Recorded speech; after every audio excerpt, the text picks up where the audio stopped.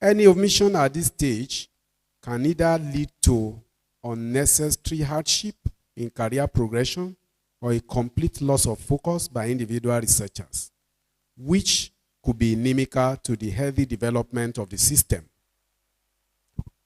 The adage says, if the foundation be destroyed, what can the righteous do? Thus, we define research capacity development as a dynamic intervention optimized through a range of forces and levels to augment ability to carry out research to achieve objectives in the field of research over the long term, with aspect of social change as an ultimate outcome. Therefore, the committee will be focusing on many them with the definition, among which are the following. 1, academic and researchers' core values. Critical thinking. 3, career development. 4, research skills across different disciplines. For instance, we'll be looking at different skills that is involved in building capacity of early career researchers, including something like literature review, data gathering, analysis, and so on. And in the process, we'll be grouping the different participants into cognate faculties so that they can easily understand what is most relevant to them. Soft skills in relation to different disciplines, writing skills, academic publications in reputable outlets, grantmanships, mentoring and mentorship, researchers, public engagement, among others. Many of these things we will be doing training on as the time goes, as we continue in this process. These and many other areas of training will be built into curricula and different stages. We will divide the participants to cognate faculties with similar research orientations to tailor trainings to what can be easily understood by researchers in different disciplines. This is essential as we hope to make the trainings more practical. Each curriculum will have deliverables, which will be closely monitored and required. For instance, at the stage of literature review, we expect that each group will deliver a publishable review article in highly reputable journals. I would like to acknowledge the fact that we are not necessarily the best within the system, but we are just fortunate to be appointed to midwife this at this time. And we will try our best not to disappoint the university management and the system. We will rely on both internal and external resources to achieve this. The committee cannot do it alone. We are therefore calling on individuals within the system to support us in achieving the set objectives. We welcome suggestions and comments that can improve the work of the committee. Once again, thank you very much for giving us the opportunity to serve. Thank you.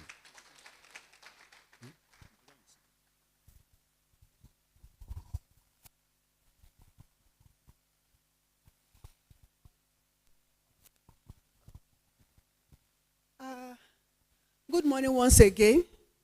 And I also welcome all our online viewers to this seminar. Please kindly move forward to occupy the front seats.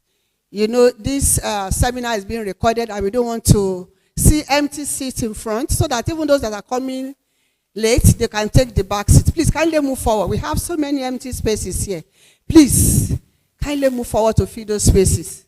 Let's do that within 1 second. Those of you at the back, please move forward. Fill these empty spaces in front.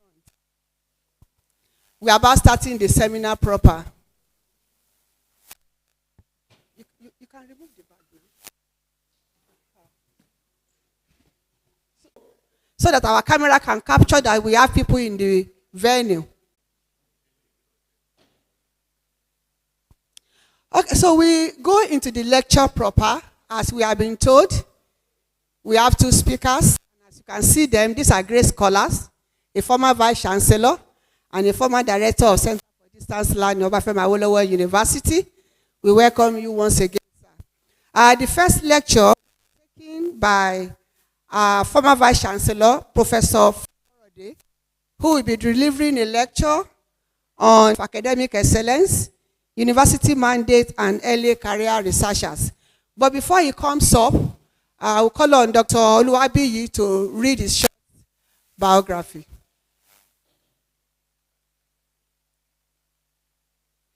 Yes, we need to know who he is.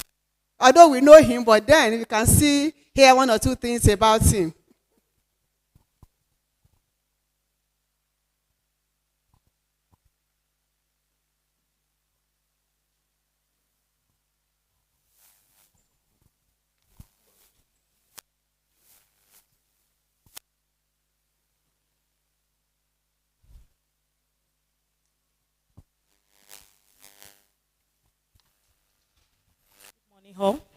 Good morning, all. Protocols duly observed. Citation of Professor Michael Oladimeji Faborode.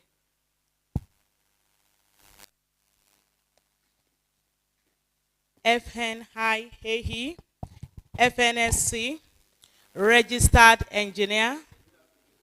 I'm really sorry, I apologize. I request that you stand, sir. I'm very sorry. Yes, sir. Thank you. Citation of Professor Michael Oladimeji Faborode. FNIAE, FNSC, FAENG. Professor Michael Oladimeji Faborode was born in September 1956.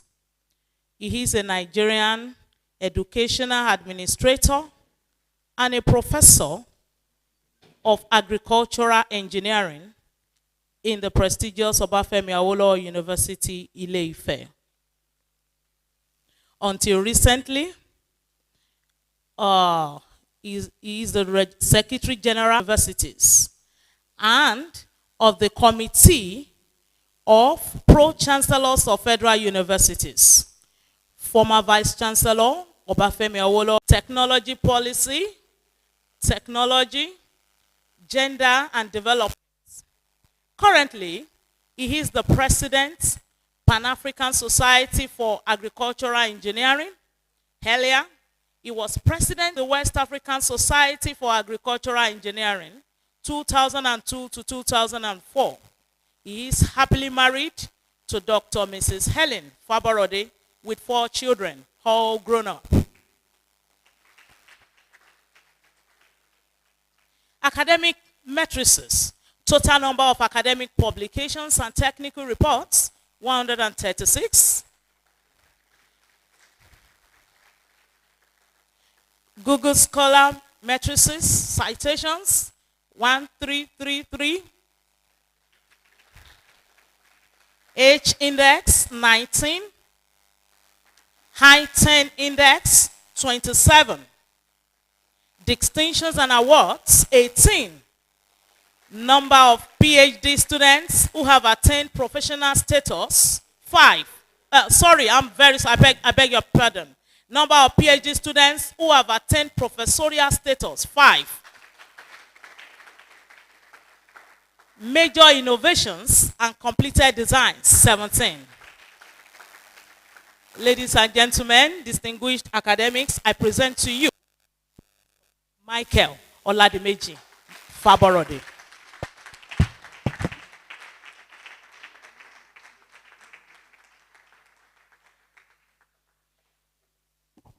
Thank you very much for that very long citation.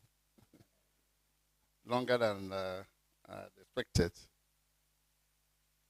But it's a pleasure to be here, and it's a great pleasure to see that you have brought in from his humble retirement, Professor Shonaya, who is most fitted for this assignment. And so I'm just going to say a little. He's going to do most of the most of the talking. Yeah, I said it because the issue of early career scientists has been occupying, or not just scientists, early career researchers has been of concern to us in this university. And when I came back as a young lecturer, I remember we formed the Ile-Ife Humanities Society way back 1986, 87. And by, I think it's 89 that I was asked to be the president, even though I'm from technology. And this is something that has to do with humanities. Shortly after, I think Professor Shona also founded the TAG, the academic group, the academic guilds, a group of young academics that he was trying to mentor at that time. So we have been on it for quite some time. It's a pity that now it seems that all these things are forgotten in this university. But thanks to the Central Office of Research for bringing back some of these ennobling ideas that had shaped this university in times past. So on that note, let me appreciate the director of the center, of the Central Office of Research, Professor Akoni, and also Professor Anansi, who is in charge of this particular program. I think I will talk later about the reorganization of the Central Office of Research and what they are doing now. I know the time I have to interact with you is very, very short, so let me go on. Okay, somebody will be, there's no point. Okay, okay, you're going to the next. So I'm going to talk about a few things to bring us into good appreciation of why we are in the university system.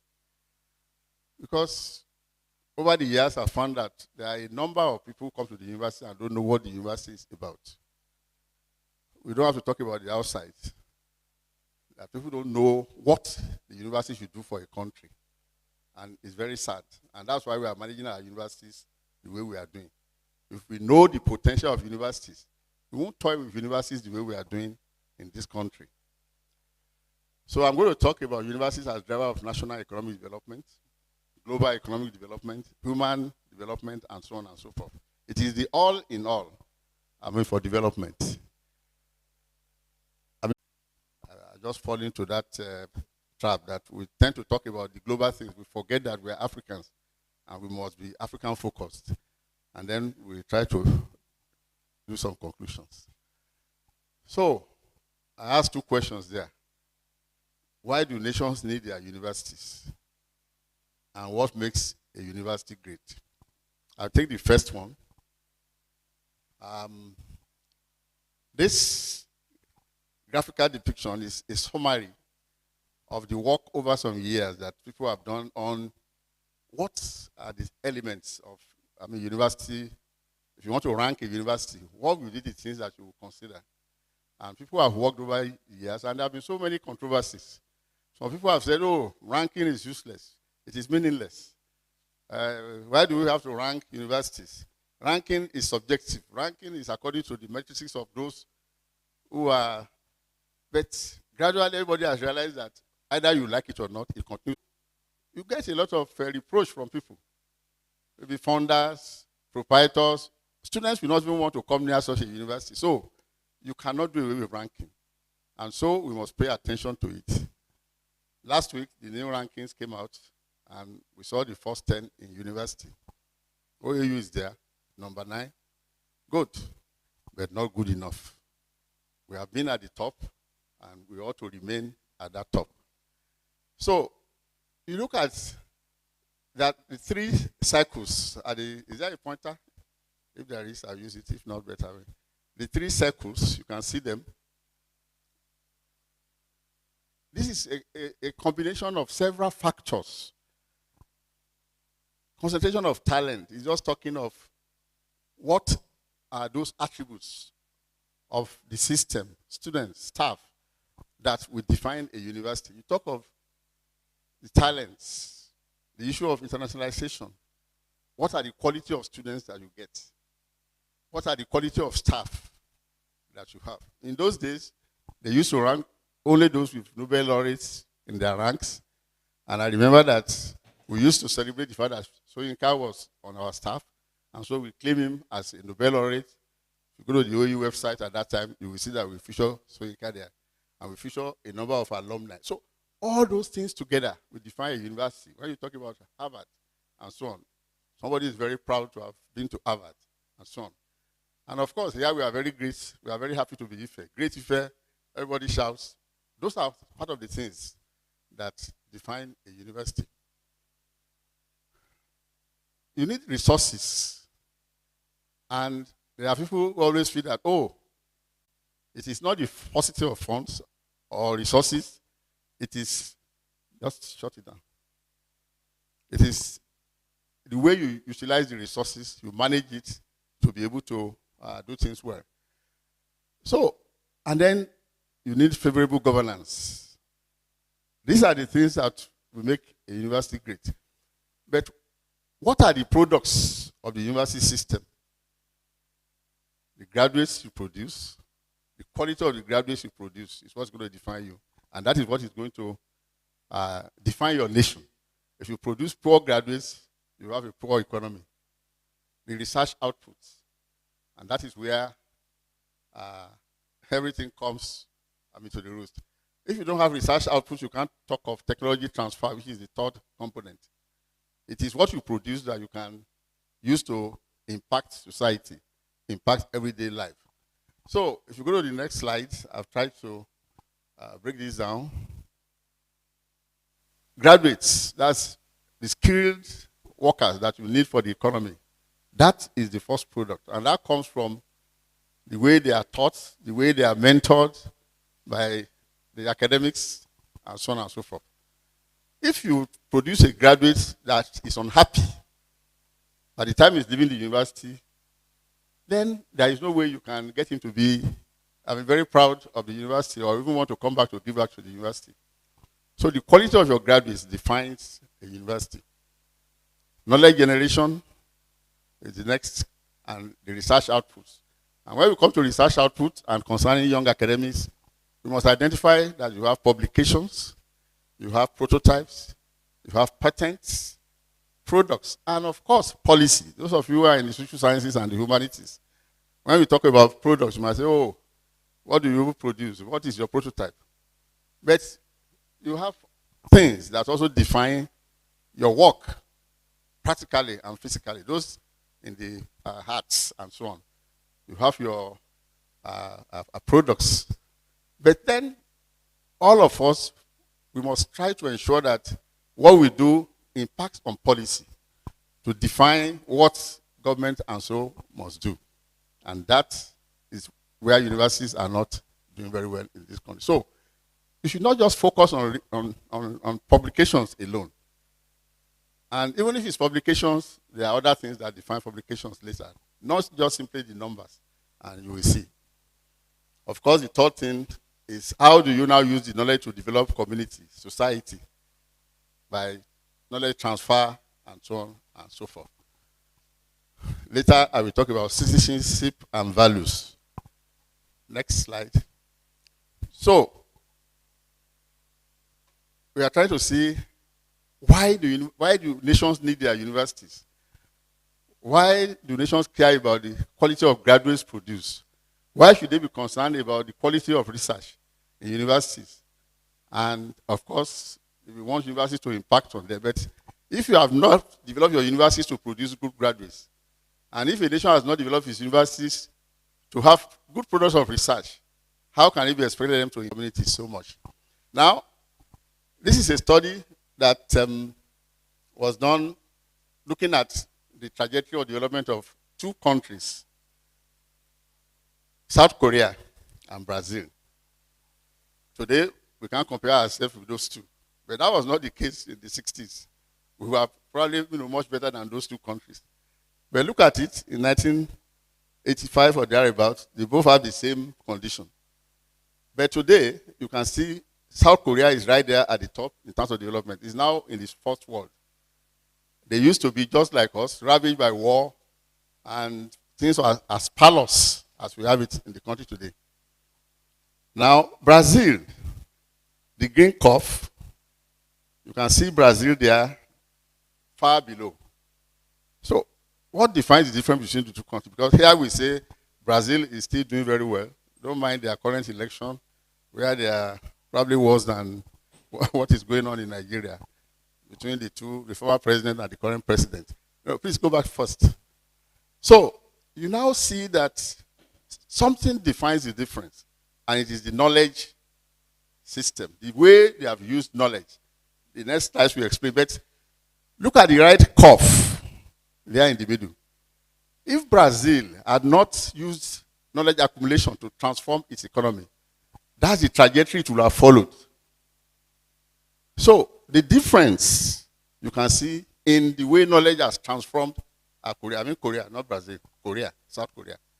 That difference is the reason why nations have their universities, because they need the knowledge to transform the economies. Korea virtually has nothing. No oil, no minerals. The only thing they have are their human beings and their brains, which they have used to transform themselves. Next slide. And how have they done it? This curve shows the investment in tertiary, secondary, and primary education over the years. In the 1960s, the curve to the left is from South Korea. You will see the ratio of expenditure on secondary and primary and tertiary education. Tertiary at that time was 2.6%. Primary education was 79.5%. But by 2010, you can see that the ratio has twisted in favor of higher education. 40% and only 30% on the primary. Brazil has not moved that much. In the 60s, they were about the same. In fact, almost nothing on university, on tertiary education then. But now they have moved up to 7.4%, but they still invest a lot on primary education. So, that is to say, and people have taken time to prove that higher education is the source of knowledge, is the source, is the driver, the engine of development. And this is very logical. The researches that you do at PhD levels, at master's level, with a small extent undergraduate research, they are the things, and this comes from the universities. But don't get me wrong, it is not just the universities alone that produce knowledge. There is the interaction between the universities, the knowledge system, and the industries. And that coupling is also very important, as I will explain later. So, industries. And so that is why the collaboration, the coupling, the partnership between the industry and the academic system is very important. And you can see that Korea has shown us what we need to do. So, next slide. You will now see, in terms of patents, at 1985, they were both at par. Brazil had 39, Korea had 50. But look at now, as at 2011, Korea was boasting of 14,440 innovations. And Brazil was struggling with 300 and something. Now, put Nigeria in that picture. And you will understand our predicament. When you are unable to manage knowledge properly, you continue to manage distractions. You manage ethnicity. You manage religious intolerance. You manage all those things that are so destructive and will not get you anywhere. Those are the things you dissipate your energy on. And that's a lot of this country. So, coming back to that curve again. Next slide. When you get the transcripts, you can read more details about what actually happened. I just mentioned briefly about Korea. Just in the last few years, Korea has taken a national review of the curriculum in the institution and how does Korea want to develop. They have strategized that they want in the next few years to focus on some areas. And that is where the knowledge direction will go. The research and everything will be focused. They won't neglect other areas, but they will ensure that they focus on agriculture and fisheries in particular. They focus on pharmaceuticals and digital transformation.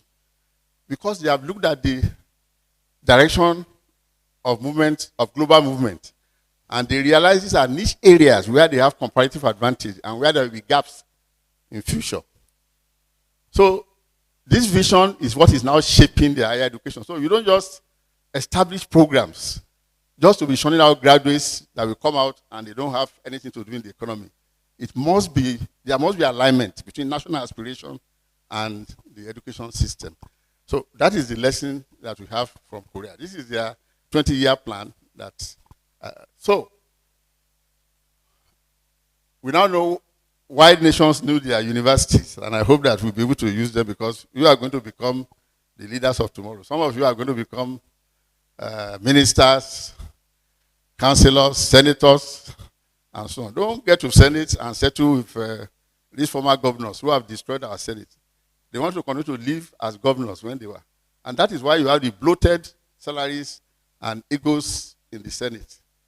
And it's a travesty of justice. The Americans, where we copied the system, I mean, they are not even doing half as what our senators and assemblymen are doing. When we take anything, we destroy it rather than improving on it, and it's very shameful.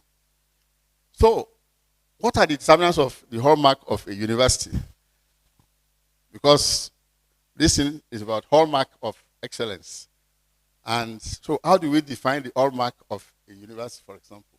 The academic culture, the character, the niches, the core values. What defines OAU? We say OAU is great. At the time we say, oh, OAU is the most beautiful campus. But I changed my mind on that last week when I was at Kumasi. When I saw the environment, the lawns, the classrooms, and everything. But thank God this place is looking backwards, and the answer will flow backwards. And by the time it gets there, it's so totally distorted. So, those things have to stop. You see, when the federal government did what is called the needs assessment in 2012, and the report came out in 2013, the picture was so dismal. In ABU, for example, 649 students to one toilet and so on. I mean, there was so many, the picture shocked everybody. And that was why the United government agreed that there must be this revitalization fund of 200 billion every year for 6 years, 2 billion. And then start with immediately 100 billion. And that was given to universities because I was at the CBC basis of such a decision. And what we have now is a disaster for this country. And for a minister to call academics thieves because they're asking for, their rights. This one that's just going to spend 10 months in office. Minister of State was the one that called academics thieves. It's very sad. And belabor yourself by wondering about what such a person has said. Or what Keyamo also said. That one, So, you want to talk about achievements and impacts of the university. Local, national, regional, research products, innovation, all these things make up. So let me go quickly so I won't eat into Professor Shonaya's time. Because I know this Harvard has been a great university and it still remains great. And I ask, what is it that makes a great university remain great for 100 years? And he says, it is our commitment to excellence. We are transparent. We do things that people can understand. So, I ask, how do we define the hallmark of OAU? It's an assignment for each and every one of you. Next slide. Hallmark of Stanford. Stanford has the entrepreneurial spirit. In fact, the foundation of Stanford is on the spirit of the founders who are givers, and they are ready to take risk with ideas. And they desire, and then they have a Boga Center for Energy Research, and then they have Institute of Petroleum Studies, which is like a triple helix institute, formation, where they partner with the industry, and the graduates, they are picked immediately they finish, because they are industry ready. when they finish. Entrepreneurial, they have a lot of patents and products. High employability, and they are joint partners of Nollywood. Joint with who? Who can suggest? Joint. Who are they joint with? OAU. You may not know. It was Olaro that was the pioneer of the current Nollywood in University of Port Harcourt. Set up the first department of arts and film, something. When he went there, was sabbatical from Ife here.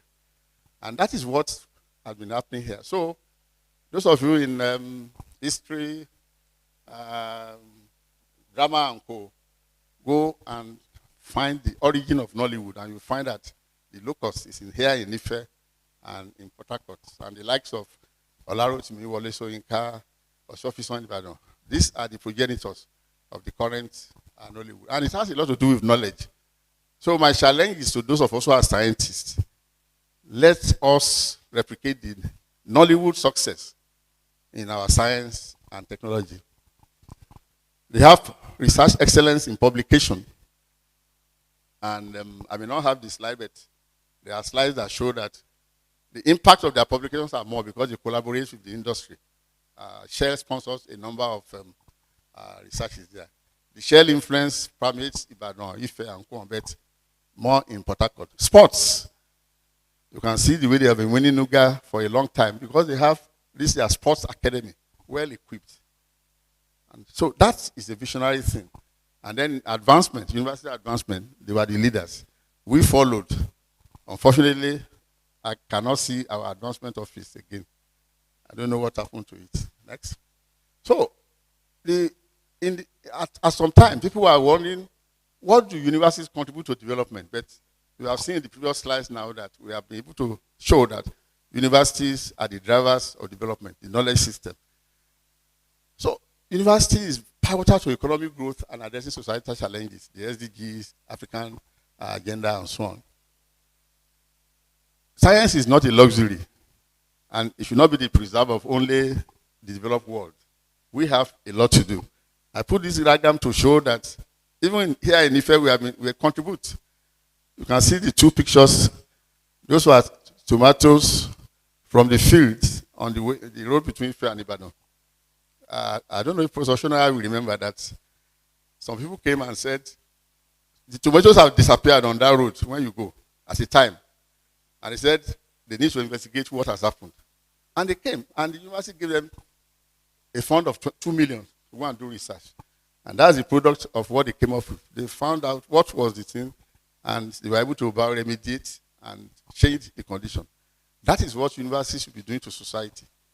So it's not, we can give examples over there. We can also give examples here, what we have done. And I hope this university used to be very reputed in crop research and in animal research, that people look forward to Ife. You have, in beans, you have Ife brown, you have the Ife plum in tomatoes and all these things. So where are they today? If we want to summarize research challenges globally, not just Ife alone, we will see that Nigeria spends only a pittance on research. Look at the total spend on education is nothing. On research, it is less than 0.11% is average for Africa. So Nigeria spends probably 0.01% on research. You don't spend on research and you want to get the products of research. How is that possible? Unless you want to steal and do other things. So there is very weak linkage with industry. In fact, the industries are not there. So where is the link? If there is no industry, where will you get the link to partner with them? Only Shell has this collaboration, and you can see the difference that has made. Few patents, look at, you cannot see Nigeria there because it's so low. The tall one is Korea, and the red one somewhere that you can't see there is Nigeria. Only 81 as of 2012, when we are talking of 14,440 for Korea. So how do you want to compete with such a country? And then there is low level of inter-research collaboration, research collaboration. And that is what this sort of workshop is trying to correct. You must know that you don't work alone. If you are a Liverpool player, you understand what I mean. But, you must collaborate across fields, multidisciplinary research. Within your department, you must work with colleagues. You must let people, Albert says they are transparent. You must put everything on the table, and that's when people can help you. When I came back as a young academic, I leaned on my seniors, Professor Jibola, Professor Adekoya. They were in the department. I was able to get the IFS grant because I peeped and saw what they were doing, and then they brought me up. And I have also brought up a number of people. One of them recently, a young in animal science, as a student, got the IFS grant to pursue his research. It's building on the tradition of the Shonayas who have, I know IFS will remember in this university, animal science, agric engineering, food science, Professor Taiwo, and the pharmaceuticals, natural plant research, and so on. When young academics come, you must link them up to these sources of research and development so that they can grow in the system. And I think that's what the center is now doing, which is commendable. That is the role that they must be doing. So, just to recap those things, the postgraduate output is also low. This is talking nationally. And we said we must produce more PhDs. People in National Assemblies will say, what are they producing all these PhDs for? All they will be doing is blowing grammar. Because they don't know, they can't see clearly the essence of having people with very worthy knowledge to contribute to the economy. So, but when we produce our PhDs, we must not delay them for too long. I know that we resonate with you who are young academics. Some of you, maybe you spent more than the number of years. It starts from getting grants and ensuring that nothing delays the work. If you need some reagents and you don't have grants, and you can't get help from IIT, then you are stuck. And if you can't go overseas for 3 months, 6 months to do your research, because there is partnership. So these are things that must be put together so that we can have a very good experience. I tell you, academics can be very, very fascinating, can be very, very pleasing as a journey. You have the freedom to do what you want to do and to work. Nobody should dictate to you the content of your research, the type of research you want to do. But your research must be to edify humanity and to promote mutual progress. Next slide. So, at the NUC, where I'm still in the committee, the Strategic Advisory Committee, we've developed a blueprint for revitalizing the Nigerian academic system. One of the goals is that we must deepen research engagement. And we say there, though this is very ambitious, but it's good to aim high. Even if you can't achieve it, you will know that at least you are working towards that goal. So by 2023, Nigerian university scholars should be among top 3 in productivity. We are working towards that. The last ranking shows that at least 12 Nigerian universities have moved up as opposed to 1 or 2 that we used to have in the past. So that's some progress. Next slide. In the areas of research, we must strengthen research. We need a critical mass of, manpower that's to produce the right graduates, and then we must have good research. Any university that does not have good research to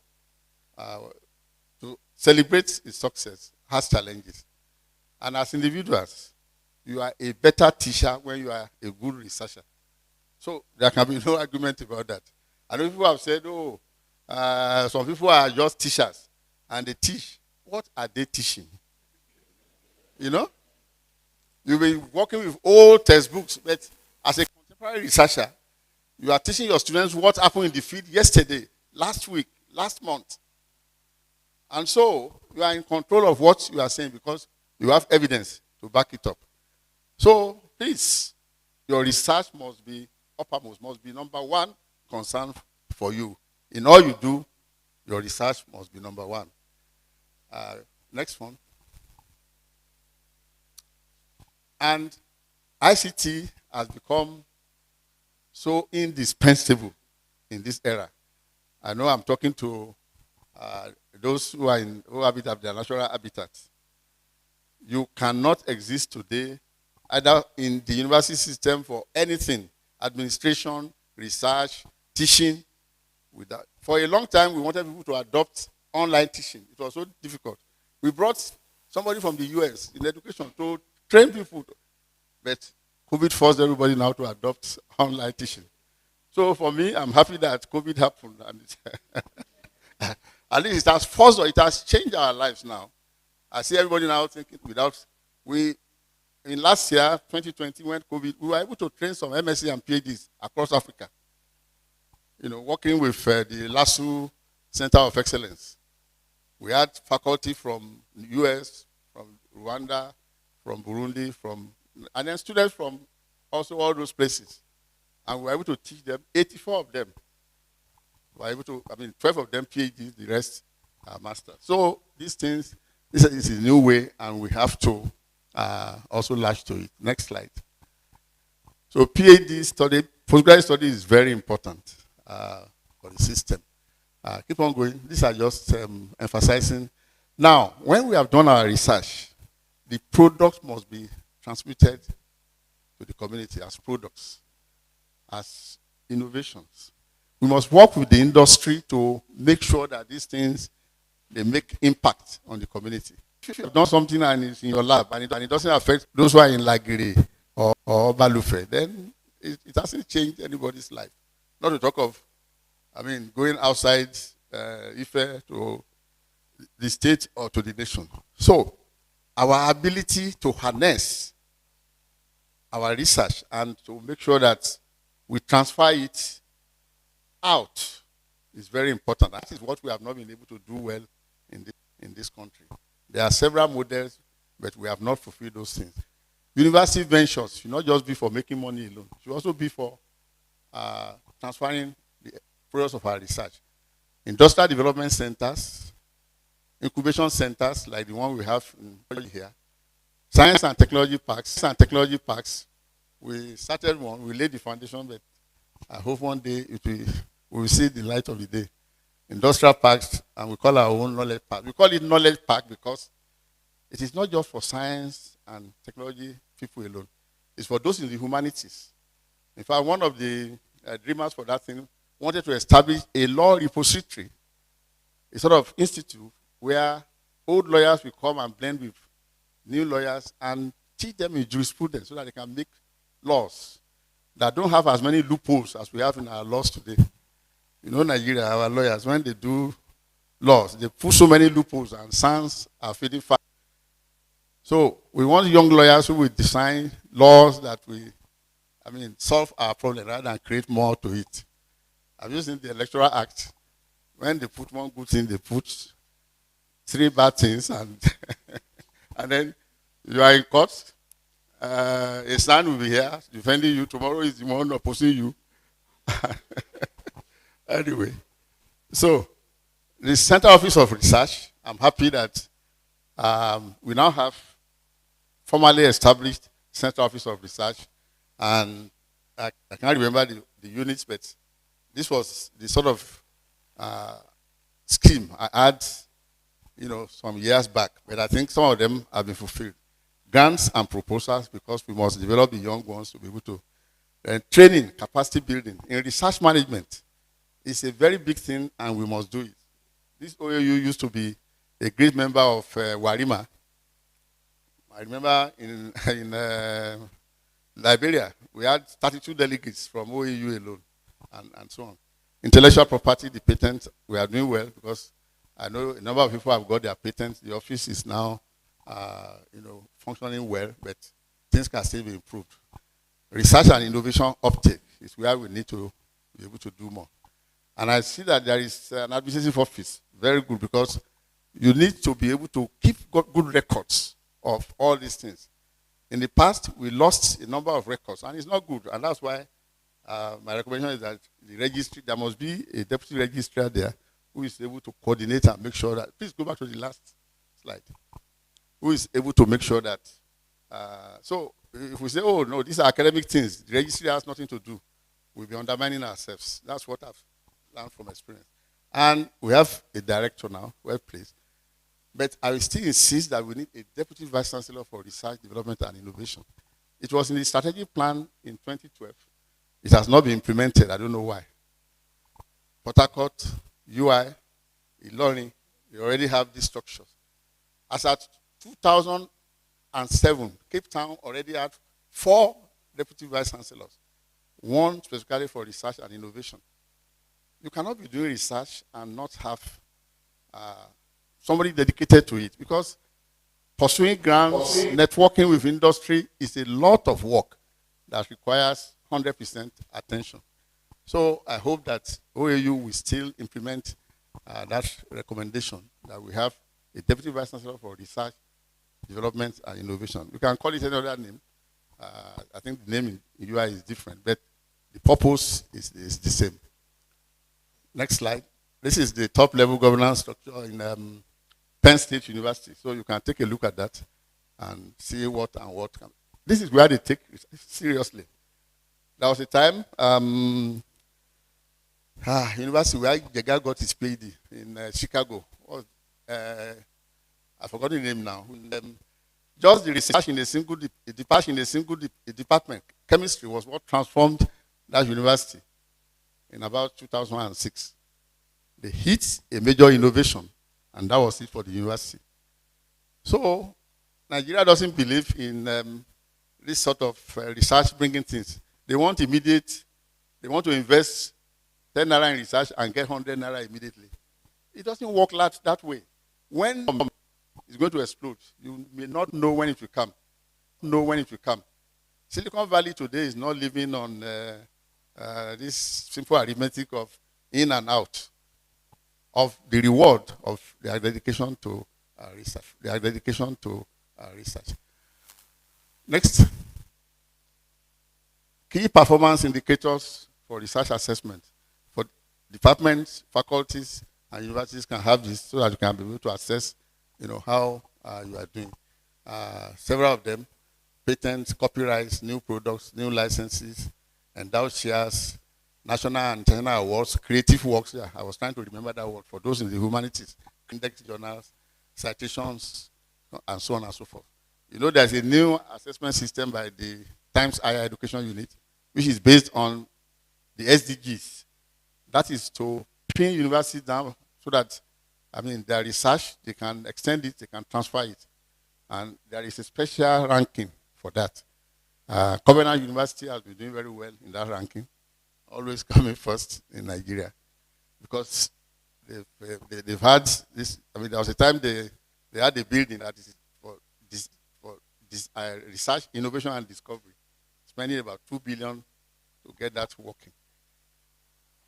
I spoke about publications before. It is not just the number that matters. It is the quality of the research. So if there is a requirement that it must be Scopus index, it must be this, is because it has the purpose.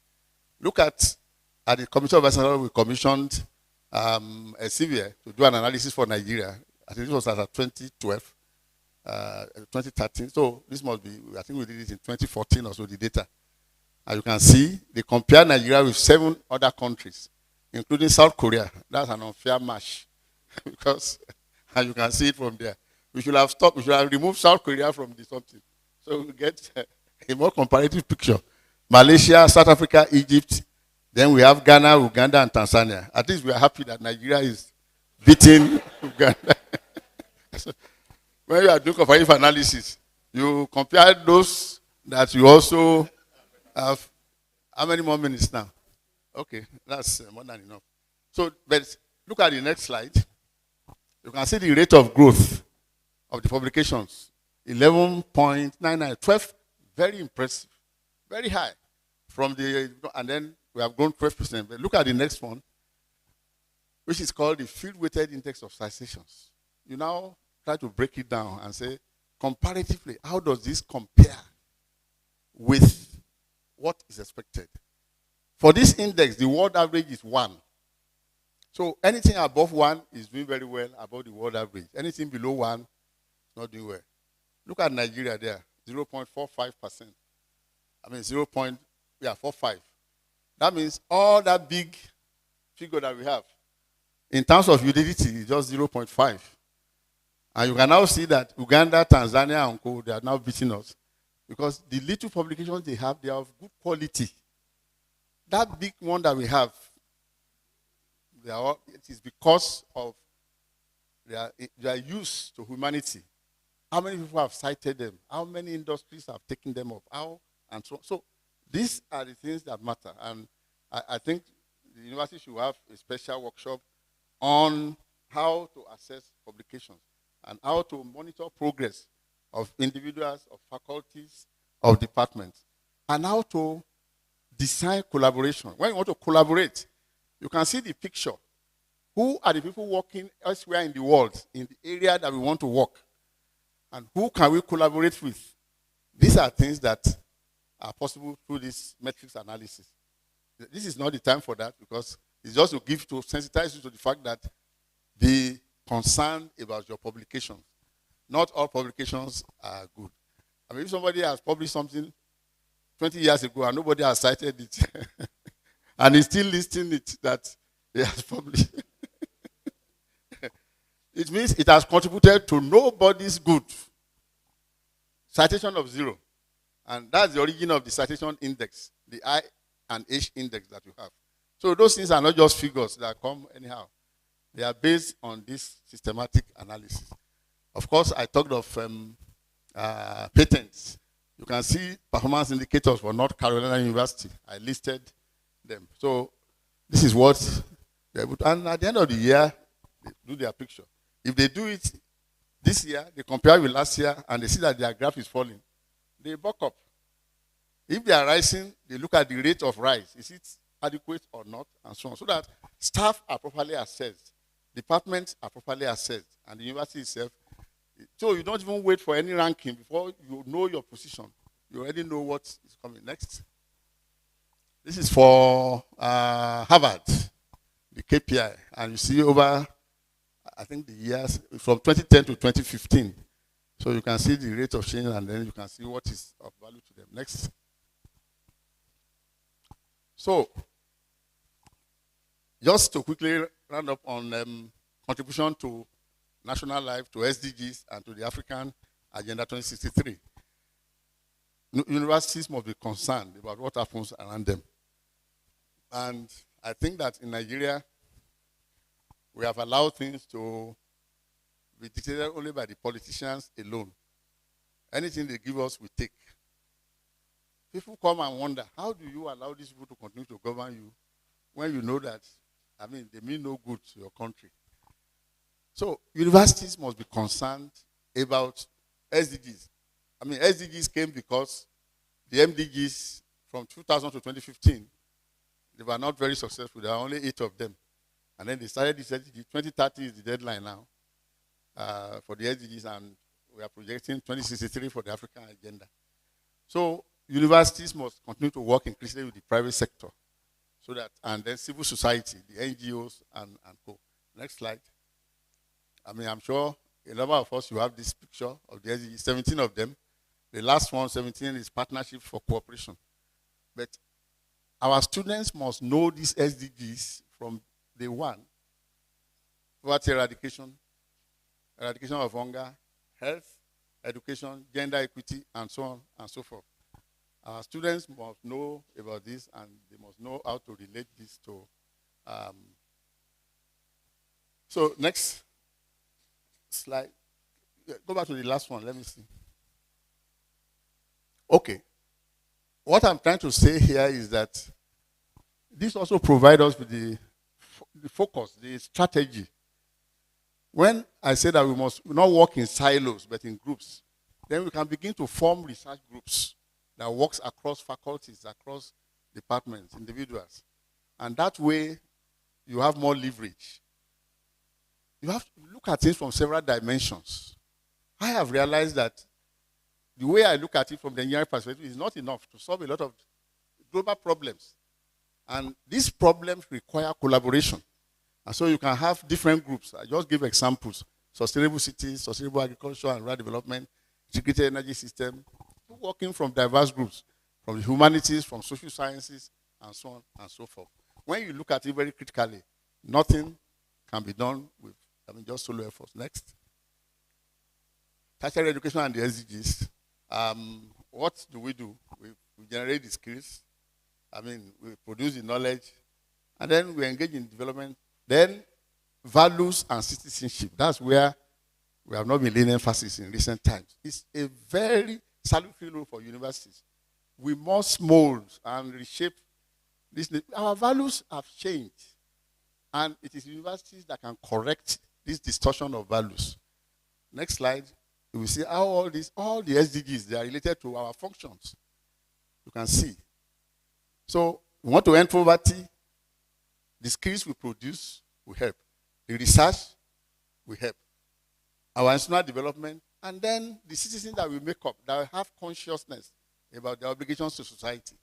So these are things that I think we need to understand as young academics that will grow up to become administrators, become managers of the economy, and so on and so forth. I don't know if Keyamo knows some of these things. Next slide. So I will conclude. The conclusions, you can read them up there. Universities have become more crucial to nations than ever before. And it's better for countries to realize that universities for them are the assets of development. A nation that cannot realize that of universities will have challenges. And universities themselves must be accountable for this unique way that society should hold them. They must be productive in terms of the parameters, the graduates, the research, and the transfer of this research to society. And they must equip themselves to be able to deliver on these notes. ICT savviness is very important. Universities must invest. In 2003, when we had the Carnegie Fund, $2.5 million, and we were thinking, how do we, in Nigeria, how do we share this money? We said no. There was a diagram. We said ICT is at the center because we radiate to everywhere, all faculties.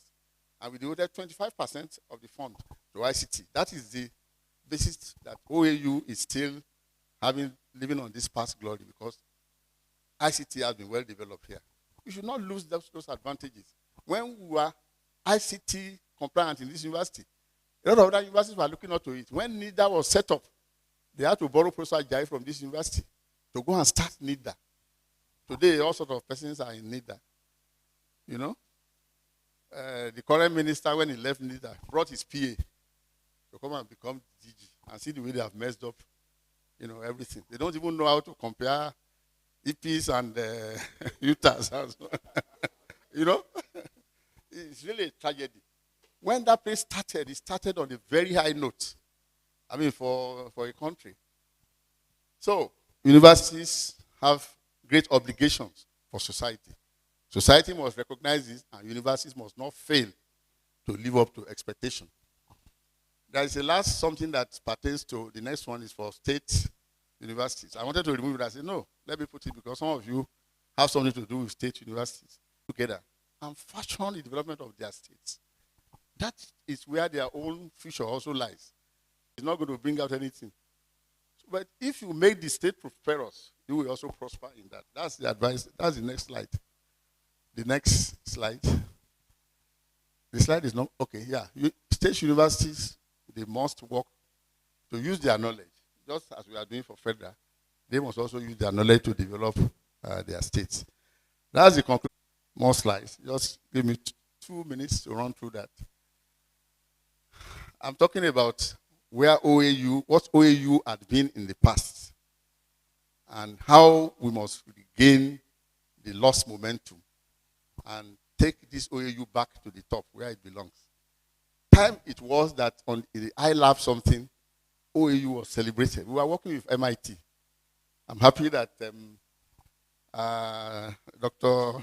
Kayode is here, one of the people who worked, he got his PhD in iLab. I know in 2012, there were at least 3 of them who got their PhD that year. They went to Olympiad. They went to Olympiad and they won. They developed robotics and things. Next slide. They were highly celebrated. And the next slide shows that if we put our effort, it takes years, but there is need for patience. Next slide. It takes patience to be able to build a strong research base that can also contribute seriously to development. Our center here started way back in 2005. The first Carnegie grant when we established the computer engineering laboratory. The work they did there encouraged us to apply for the first World Bank support for centers of excellence, local centers of excellence. There were about 11. Only 2 of them survived very well. That of OAU and I can't remember, Mina or so. After that, when the African Center of Excellence came up in 2013, 2014, we also bidded. And by 2015, we got that center. And that center had a lot of challenges, but eventually it prospered. And you can see from the next few slides what has happened. Currently, the second AC Impact, even though we put in about 6 grants from this university, only that one also survived. In the second round, ABU, BUK, and River State, and sorry, Port Harcourt, they got their second centers. Everybody thought OAU was going to get a second center, but we didn't get that. So it's an opportunity that those proposals must be revisited and assisted to scale another Odu whenever it comes. So now we have this center, which is African Center of Excellence in Engineering Design Education. The idea is to produce engineers that will transform Africa.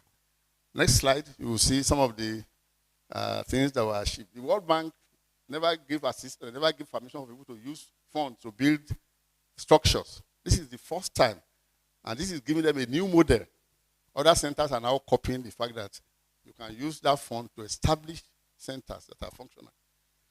Next slide. And in 2019, 5 or 6 spin-offs came up from the young students who worked, spin-offs, and some of them are still resident there. Some of them have moved on. And you see the story of the Nigerian fintech that is so successful. A lot of them grew up from this OAU. And OAU must build on that strength. OAU is in control of the ICT industry in this country. The cell phones and things that we are doing today, Enesun Dukwe, 75 graduates, was the one that caused all the revolution at NCC. So next slide, just show, see, the young people, they are very happy because they are doing what makes them very happy. They are very excited. And we must keep that spirit of our students. With them, there's a future for Nigeria. If we destroy that future, we are destroying ourselves. And that's what the country must realize. So you can earn SARS, you can do all that nonsense, but you will also be hurting yourself. Next slide. See some of the products. These were produced here. These were manufactured here. 3D printing and so on. They were able to produce all these things. Who would have thought that this is coming out of this Ife here? Next slide.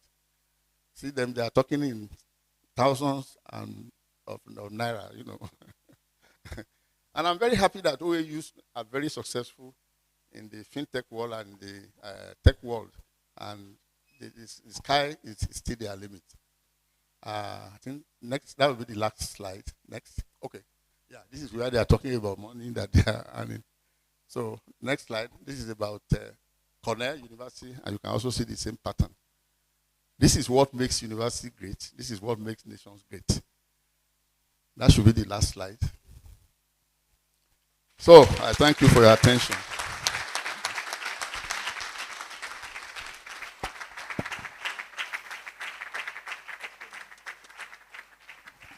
I'm sure we can do better than that. We can do better than that. Yes, that's to tell you that OAU is great. And we are lucky to be here. Thank you so much, sir, for that interesting lecture. I'm sure we are not dejected. The change has started now with this seminar. The change has started. Let's give our former Vice Chancellor another round of applause. Thank you so much, sir. While the lecture was going on, we had the representative of the Vice Chancellor that came in the person of DVC, Deputy Vice Chancellor Academics, Professor Olubola Babalola. Thank you for coming around, ma. Thank you. I'm sure we know that a meeting is currently ongoing, the Senate meeting, and that's why she's here late. We're supposed to have had the Vice Chancellor's speech at the beginning of the program. Now that she's around now, we're going to have few minutes of the VC speech before we have the second speaker. But before we do that, I'm sure we want to stretch our legs, don't we? Please stand up and stretch your legs for just 1 minute. Talk to people, shake people's hands, stretch your hands, your legs.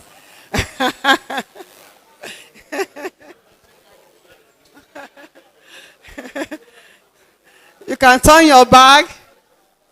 You can jump up if you so wish.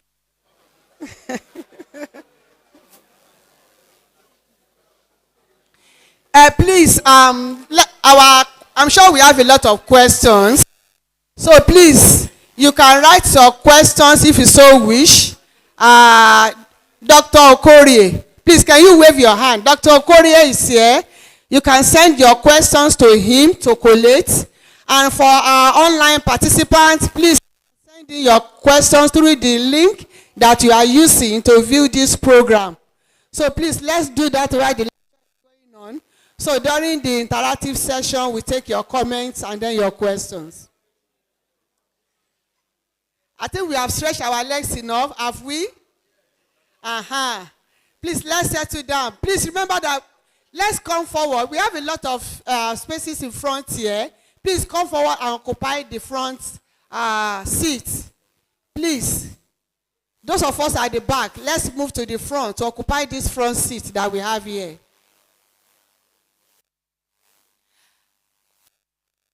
Now we go to the second lecture. Sorry, the Vice Chancellor's speech. The opening remarks by the Vice Chancellor to be given by the Deputy Vice Chancellor Academics, Professor Olubola Babalola.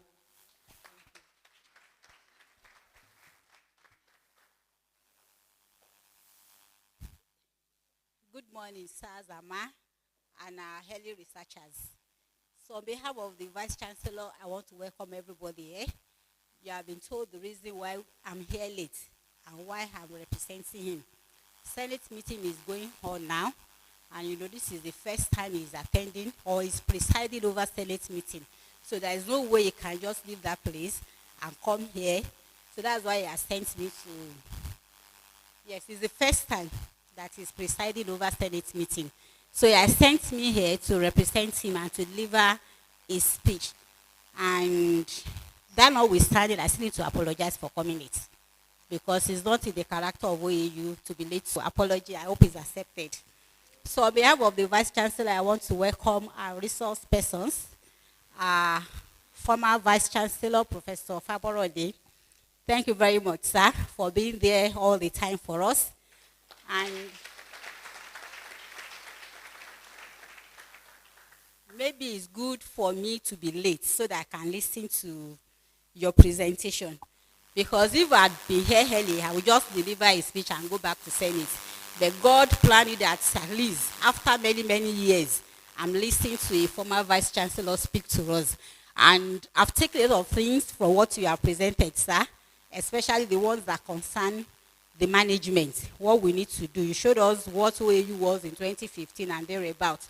And it's on record, all the bank area. That's when we had it. So I think, yes, you should clap for him. So we have good stories to tell about him, about his tenure.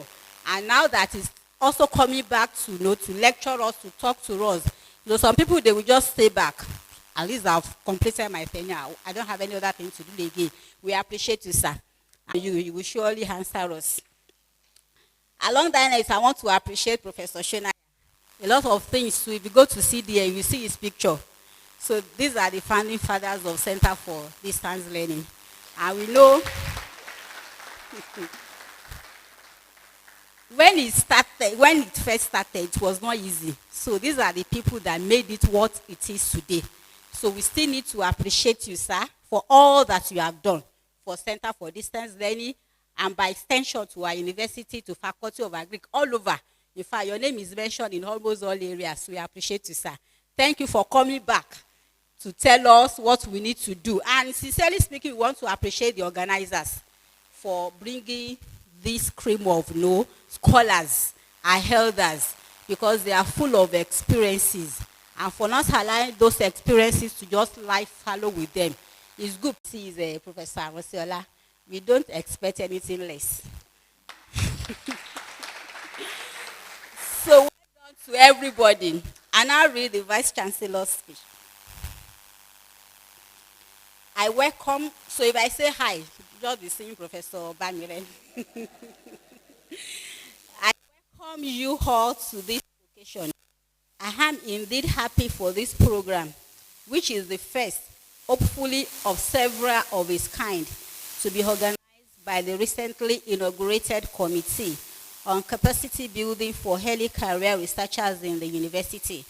I sincerely wish to express my appreciation to the committee for the commitment and service beyond the call. Thank you all.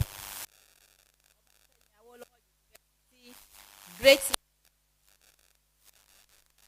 Ife.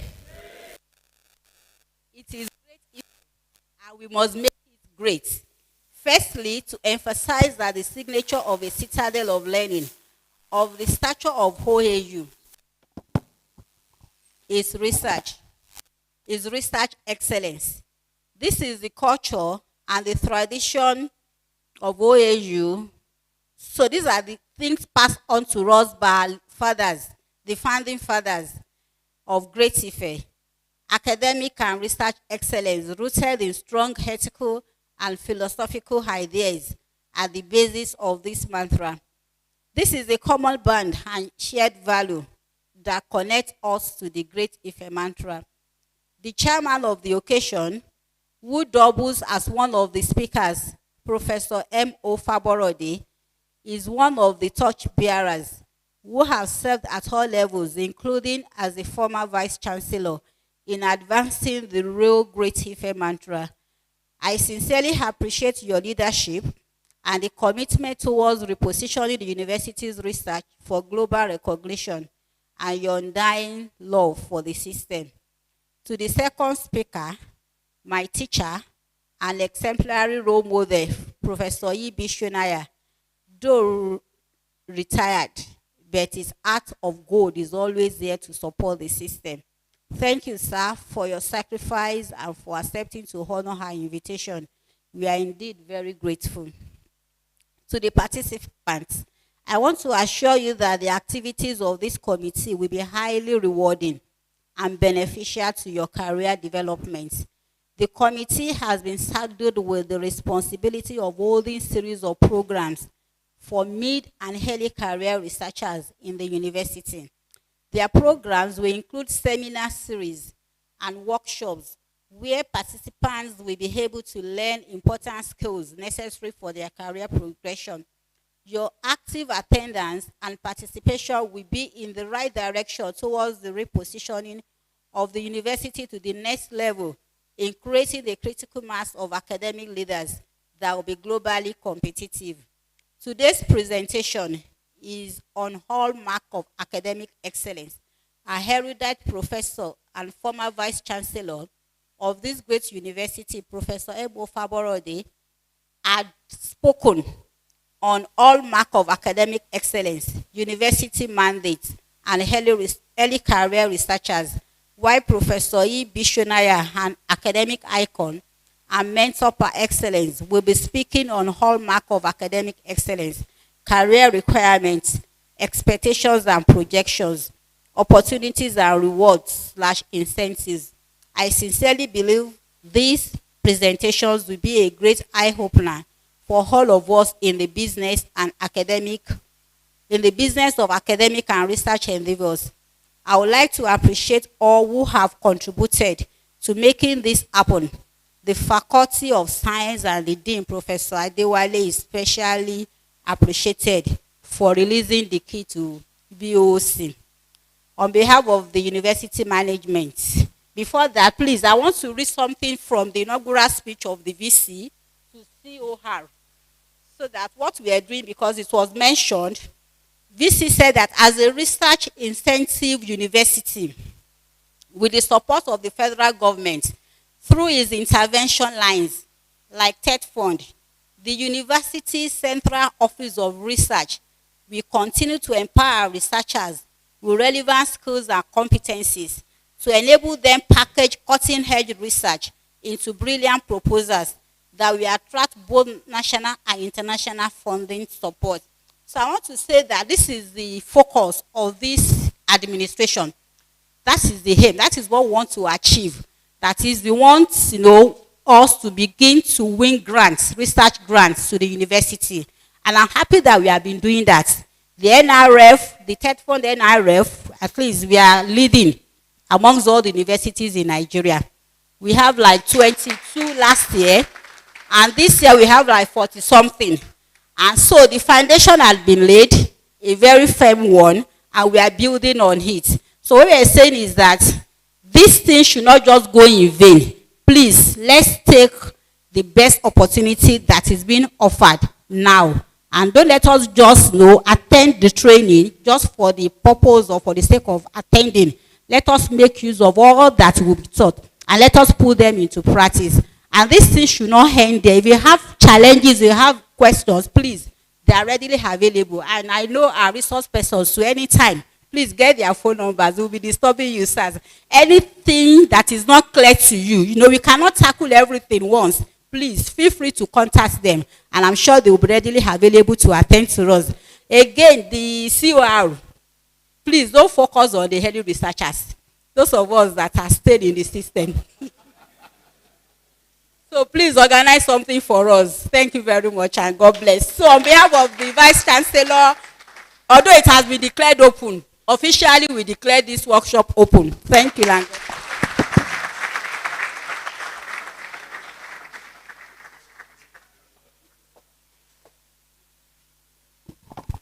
I think we should still appreciate our Vice Chancellor once again. He's indeed a man of vision. Since he has assumed office, so many changes he has brought into place. Thank you, Ma, also for supporting him in this good work. Now we are going to the main. When Professor Awolowo was delivering his lecture, he said the matter will be coming from Professor Shonaya. So we'll be going into his lecture now. And before then, I will call on Dr. Mrs. Akimbami to read his citation.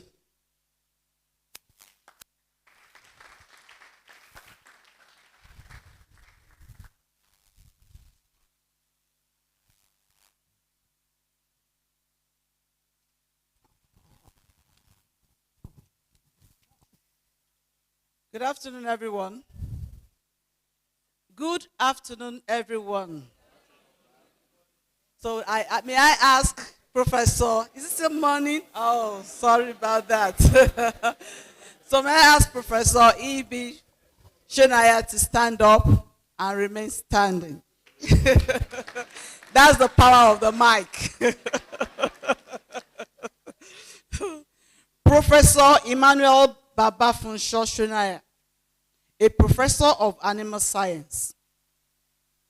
He received his first BSc degree at University of Ife, now Obafemi Awolowo University, at 1974. His MPhil, also in animal science, 1977.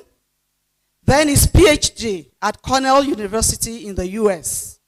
He majored in animal science, then a minor in physiology and biochemistry. That's 1980. He started his work career at Obafemi Awolowo University then as graduate assistant between the year 1977 to 1980, lecturer 2, 1980 to 81, lecturer 1, 81 to 84, senior lecturer, 84 to 87, a reader, 87 to 92, then a professor, 92 to year 2020. Research fellowship, Alexander Albert in 1986 to 87, 1995 to 96. He won many research grants. Number 1, Western Nigeria Marketing Board, 1981 to 83. University Research Committee, 1984 to 86. AVH Equipment Grants, 1988. International Foundation for Science, IFS, 1989. IDRC, 1991 to 1993. USAID, ALO, 2002 to 2003. RMRDC, 2003 to 2006. IFAD, 2009 to 2012, B&M Gates Foundation, 2015 to 2019, Emerge Center for Innovations Africa, 2021 to 2022, Poultry Action Research Initiative, 2021 to 2022. Consultancies. FAO to Tanzania and Zimbabwe, and Zambia, 1983. 1983. FAO Waterfall in Africa, 1990. FAO on Strategies for Sustainable Animal Agriculture in Developing Countries, 1990. Leader Poultry Value Chain Transformation Team, 2012 to 2015. Chairman, Smallholder Poultry Forum, RC, 106425, 2018 to 2024. A member, Third Fund Research and Development Standing Committee, 2020 to 2022. International Service. Scientific Advisor, IFS. Chairman, International Academic Panel, University of the Gambia, Banjul, 2000. Nominee to the Science Council of the CGIAR, 2004. Chair of P5 session at the World Poultry Congress, Istanbul, Turkey, 2004. Member, Scientific Committee of the European Poultry Conference, France, 2009 to 2010. Co-chair, Board of Trustee, GAL Med, Edinburgh, Scotland, 2011 to 2017. A visiting professorship. O&M Universal Germany. Pardon me. 1995 to 1996. Universal Germany. 1997. External examiner for MSc University of Pretoria, South Africa, 1997. The Royal Veterinary and Agricultural University, Denmark, 2001. External examiner for PhD at RVAU, 2002. Is also founder of International Network for Family Poultry Development. He has 160 and 16 books. He has supervised 125 undergraduate projects, 16 MSc theses, 2 MPhil, and 4 PhD.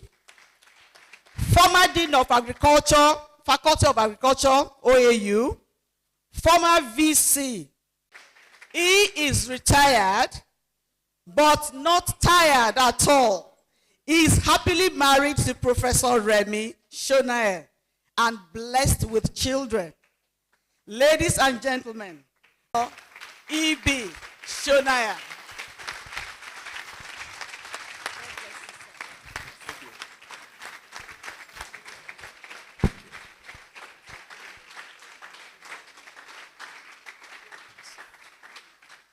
Thank you very much.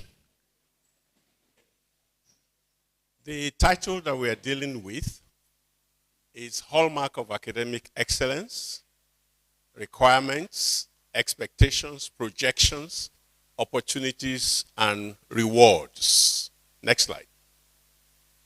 So I want to start very basically. Who is an academic? And I'm not trying to insult you. I know you are erudite people, but we need to be clear and open about this. An academic is a person who holds an advanced degree, such as a PhD, and works as a lecturer or researcher at a university where she continues her research, writing, and teaching. Someone who really likes researching, writing papers, and teaching. I want to testify that researching, writing, taking part in academic conferences, and teaching subjects matter that I'm passionate about has made my career so enjoyable.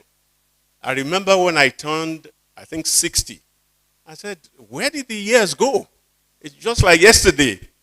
And I've spoken to some people who I'm very close to, that even if you were not paying me, I would have been very happy to pay for the office, the rent, and then just use the space.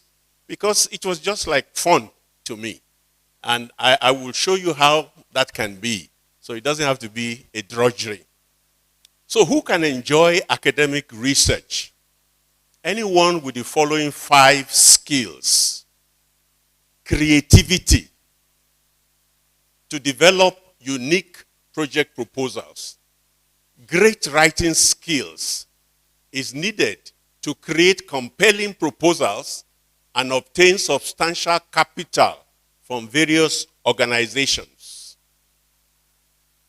Public speaking, as I'm doing now, to present their findings at conferences and to give lectures in large lecture theaters like this one without a microphone. Analytical thinking, to identify patterns in studies and for validating the credibility of existing literature. And attention to details. This is essential for monitoring experiments and supervising research assistants and to publish organized, error-free papers. Next slide. So how do you become an academic researcher? Get a first degree. I think all of us here in the room. But I highlighted in a field that is of great interest to you. Many of us have a first degree in areas we are not really interested in. And that can be a problem. Maybe we correct it. Maybe in the master's, we now switch to something that we really enjoy. That is important. Work in areas that are of interest to you, that you're ready to work even if they don't pay you. Immediately pursue a postgraduate education which prepares you to be an expert in your field. Ensure you gain relevant research experience to independently apply theoretical knowledge to classroom teaching and real-world situations. Apply for academic research positions, get grants. Focus on teaching, committee assignments, and community service. So who is an academic researcher? You know, we say who is an academic first. So possibly and clearly not every academic is an academic researcher. So an academic researcher, and as I was preparing this struck me afresh, is an information professional. Information professional who expands the frontiers of knowledge using objective methods to collect data and publish their findings, which build the reputation of their university, ensuring and assuring students enhanced careers after graduation. Here is a real challenge for the academic researcher. You work hard at your research so you can be the best teacher. And I think Professor Farah already also said that. The first person to say this to me, to my hearing, was Professor Imevore, who was a distinguished professor of zoology. He says you cannot be a good lecturer if you are not a good researcher. And I dare to say you cannot be a good researcher if you are not a good lecturer. And we'll come back to that later. A total focus on teaching with a concomitant neglect of research is the road to disillusionment as an academic. If you are just teaching, you are not doing research, you get tired of it, of reading other people's work, as Professor Fabo already said. You want to discover new things that you pass on to your students. Thank you. So think about your personality. An academic career is very demanding. It requires constant learning of new concepts and doing that and sharing that knowledge through journal articles, books, conferences and seminars, and classes you teach. So ask yourself the following questions. I'm told most of us are early career researchers, so it's a good time to ask yourself this question. How deep is my commitment to this field of study in which you are, whatever the field? Am I able to work in a loosely structured environment as a university or a department and be able to start new projects all by myself? No supervisor to say, go and do this, bring this. You have to think of what to do. Can I create and pursue my own research topics? Am I willing to participate on campus committees that require meetings? You have to sit with others, listen to them, give your opinion openly and boldly. Do I want to be a mentor to students? And I've observed that many lecturers abhor students. They don't like them. I hope you are not one of them. Because it's because of the students that we're here. So, can you tolerate students? Can I handle the competitive nature of this career? This is very important. The academic career is competitive. So when you hear people say, oh, let's all, I'm not against collaboration, I'll make that clear. Let's all be together, put his name, put my name, so that No, that's not academic. Go and do your research and publish your paper. And anyone who doesn't get published should perish. Abi? Okay. You will not perish. In Jesus' name. Okay. Can I handle the competitive nature of this career? That means you need to consider very well whether you would not rather work with other academics. For example, as a research institute. In a research institute, you have other researchers, you can collaborate, but you really don't have to mess with students. So this is important, and I hope you think of it. What are the expectations? Within the university faculty department, you are expected to conduct original research. Okay? Be aware that the point of scholarship is to expand current knowledge of your particular field.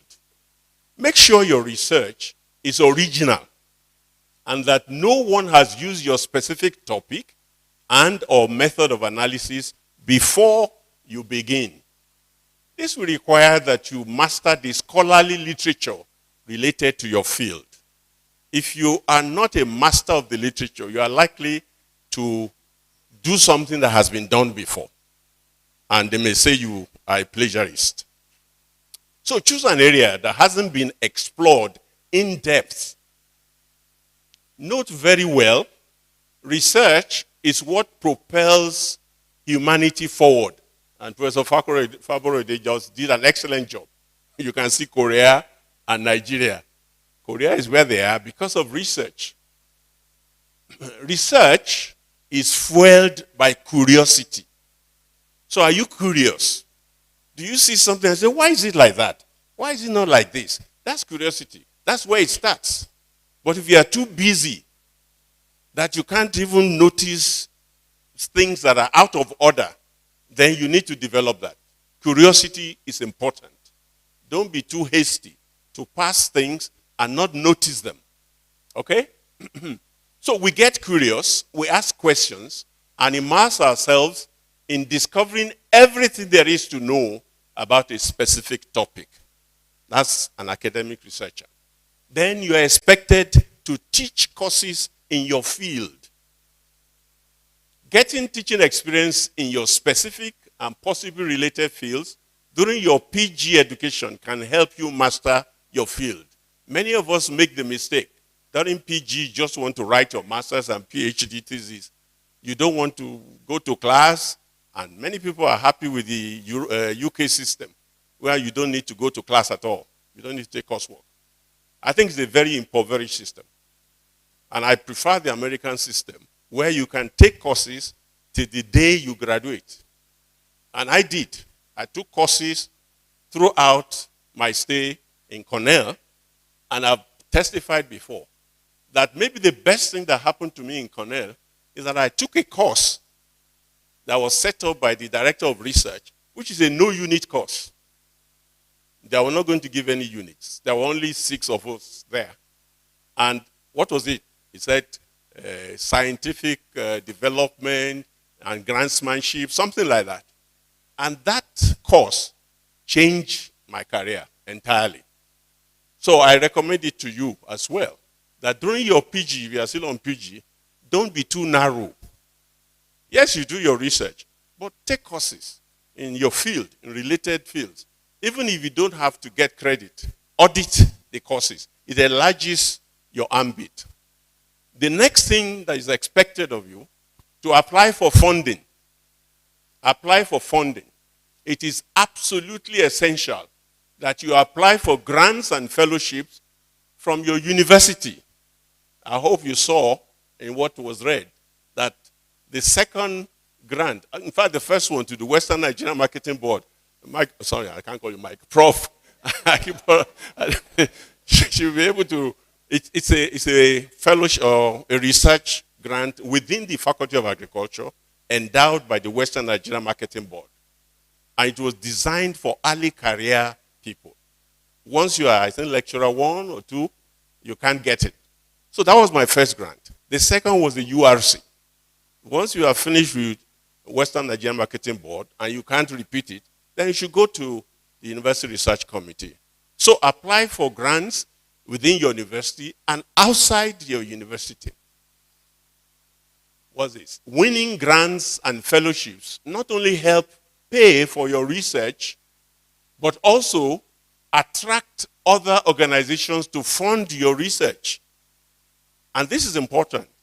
Your research is like a goods that you want to sell. And you need to attract people to look at it. And you are the person that is the good, really. Why should they give you money? Because you have a master's or PhD? No. You must show curiosity. You must show intelligence. You must show interest in discovering something new. So that's what it's about. And we shouldn't miss it at this point. So it's very good for you just starting. Then stay up on top of current research. You do this by attending conferences and seminars. And I'm sad that some people don't attend conferences. I had a colleague somewhere, I won't be too particular, who boasted that he has never attended a conference. It's not a boast.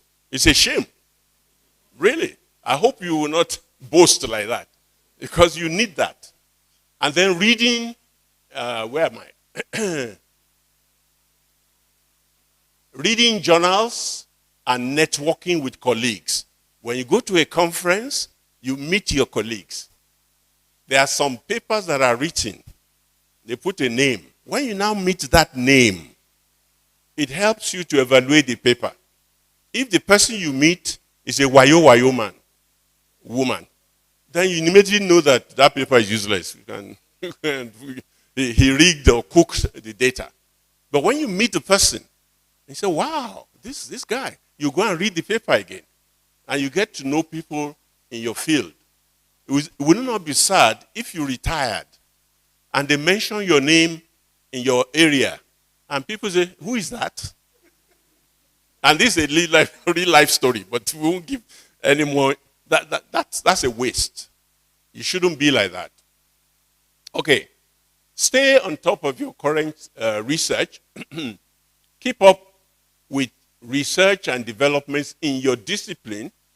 This gives you things to talk about, either person to person, with colleagues, or with students in the classroom when you are fielding students' questions.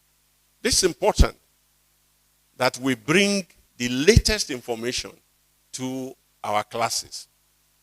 Network with other academics. To increase your knowledge, attend annual conferences, the weekly seminar in your department. I'm saying that in faith, hoping that departments still have weekly seminars. We are coming out of a long strike, so we need to rediscover ourselves. How should we do? A department without a weekly seminar, maybe you find another word for it, but it's not a department. And somebody who is publishing, repete, and has never given a seminar in the department, and that's a wayo person. Why? Your colleagues must know what you are doing. They should be able to talk about you and say, in my department, I have a colleague who is working on this and that, and connect you with others. But if you have been hiding all you are doing under the bed, then you don't give a seminar. You don't want people to steal your idea, so to say. You are the poorer for it. So there must be weekly seminars in the department, and join the professional organizations in your field of study to network with fellow colleagues. Again, many people don't join professional organizations. I've been at interviews, and you ask, why are you not a member of this? They say, no money, and so on. That person is not an academic. And don't waste your time appointing them. And if we are in this room and we are not in any organization, I challenge you, I beg you, join. It's for your own good. Next slide. Yeah, good, thank you. Now, outside the university, the public, the society, the community has great expectations from you, the academic researcher. 4 of them. Information. Remember, an academic is an information professional. Information that is up to date, accurate, and relevant. And I'm struck on TV when I see an academic being interviewed. And they say, Professor, what do you think of this? You get like that. Sometimes it happens like that. Where is the information? Where is the accuracy? Where is the specialization? That's what the society expects. And I dare say, and don't be offended, that Nigerian society does not respect us academic enough because we don't have information. We don't provide them what they need. The next thing they need from us is knowledge. Information is not knowledge. Knowledge is information from different sources, periods, geographies that has been transformed into a body of knowledge. Only academics can do that. And they thought solutions to problems arising and expected based on your wide knowledge of the particular phenomenon. But if the knowledge you have is only your thesis, it's not wider than your thesis, then you can't help society. And lastly, involvement in the specific aspect of society life that is related to your area of expertise. Many of us take too seriously the ivory tower idea. And so we stay in the ivory tower and lock up ourselves, and we don't want to know what's going on in Lagere. But why are you here? If you cannot solve the problem of Lagere, I don't think it was you. I think it was Professor Jibola also. I was saying, forgive me. I feel the University of Ife, or OAU now, in spite of what Professor Favre said, we have not done as well as we should have done. One example I gave then was the Ife Modakeke crisis. That how can we be here in a university next door and we cannot do research in political science, in religion, in sociology, anthropology, and solve this problem? And when they are killing themselves, we just come to campus and lock the gate. Shame on you. Open the gate, let people come in, you two go out.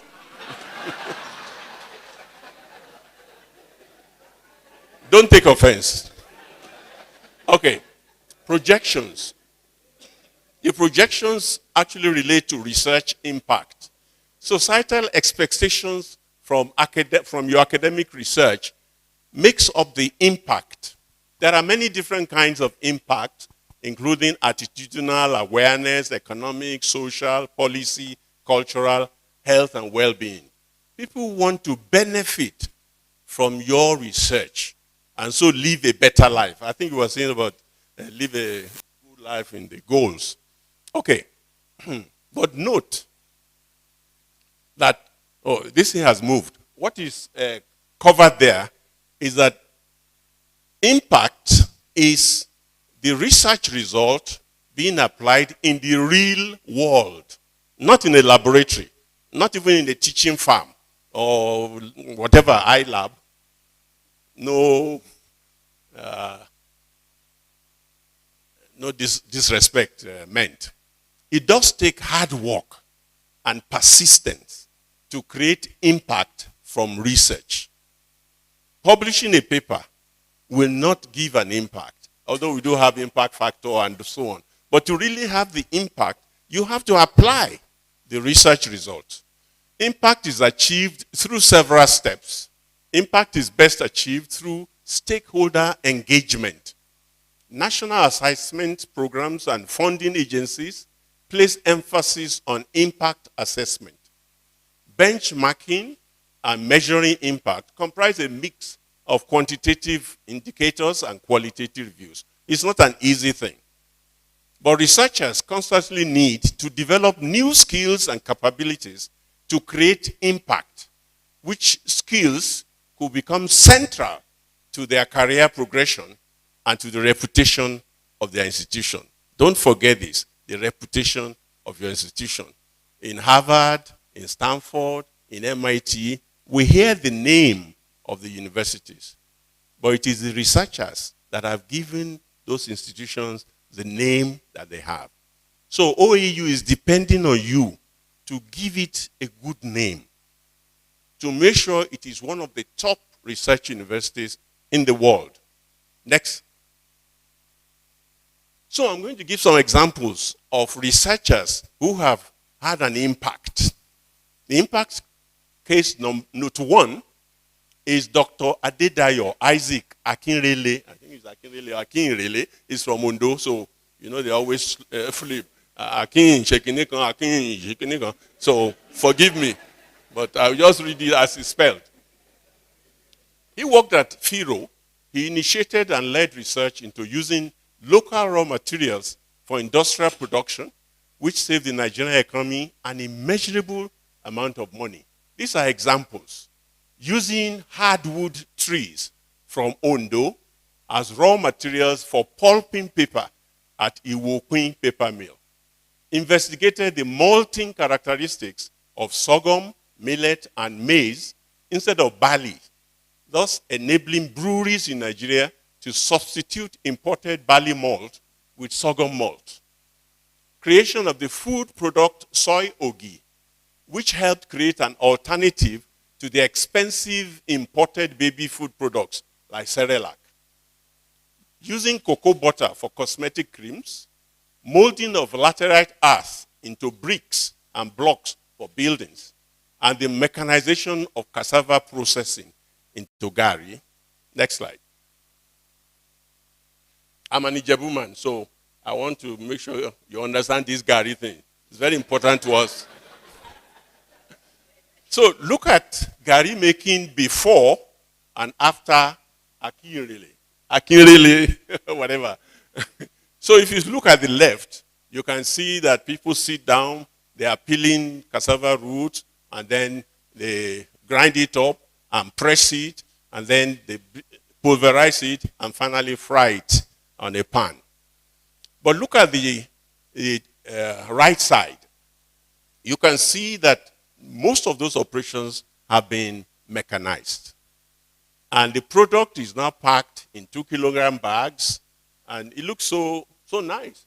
Now these are exported, and they are making money for Nigeria. Of course, other people have contributed also. Akinrele did not do the work alone.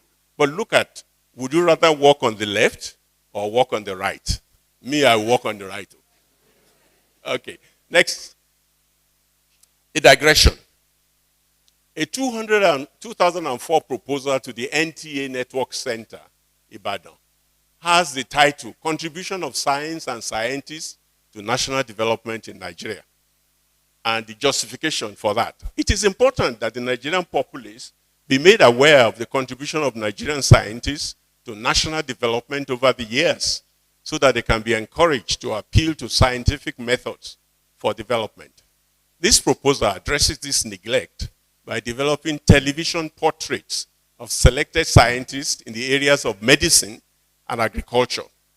The first batch of scientists will include 5 each of the pioneers in these 2 fields of science, living or dead. These are in medicine, late Sir Samuel Manoa, late Dr. Mrs. Abimbola Awolowo, late Professor Orishe Jolomi Thomas, late Professor Kayode Oshitokun, late Professor Adeoye Lambo, and Professor Adetokunbo Lucas. I don't know if he's late now, but at the time of writing the proposal, it was not yet late. And in agriculture, Professor Victor Yenuga, who is now late, but at that time he was not, Professor Bede Okigbo, late Professor Hezekiah Oluwasami, late Professor A.A. Adigbola, late Professor G.A. Ojanuga, Professor F.S. Idachaba, late Chief T.S.B. Aribisala, Professor G.A. Makonjola, Dr. J.A. Williams, Professor S.F. Adedoyin, Professor S.K.T. Williams, Dr. G.A. Ogutuga. That's just a digression. That was a proposal I wrote to NTA to remember this. If we were to write a new proposal in 2022, would your name, or no, let's say 2040, will your name be there? Next portrait. Impact Note 2, Professor Francis Suleimanu Idachaba, NNOMOFR.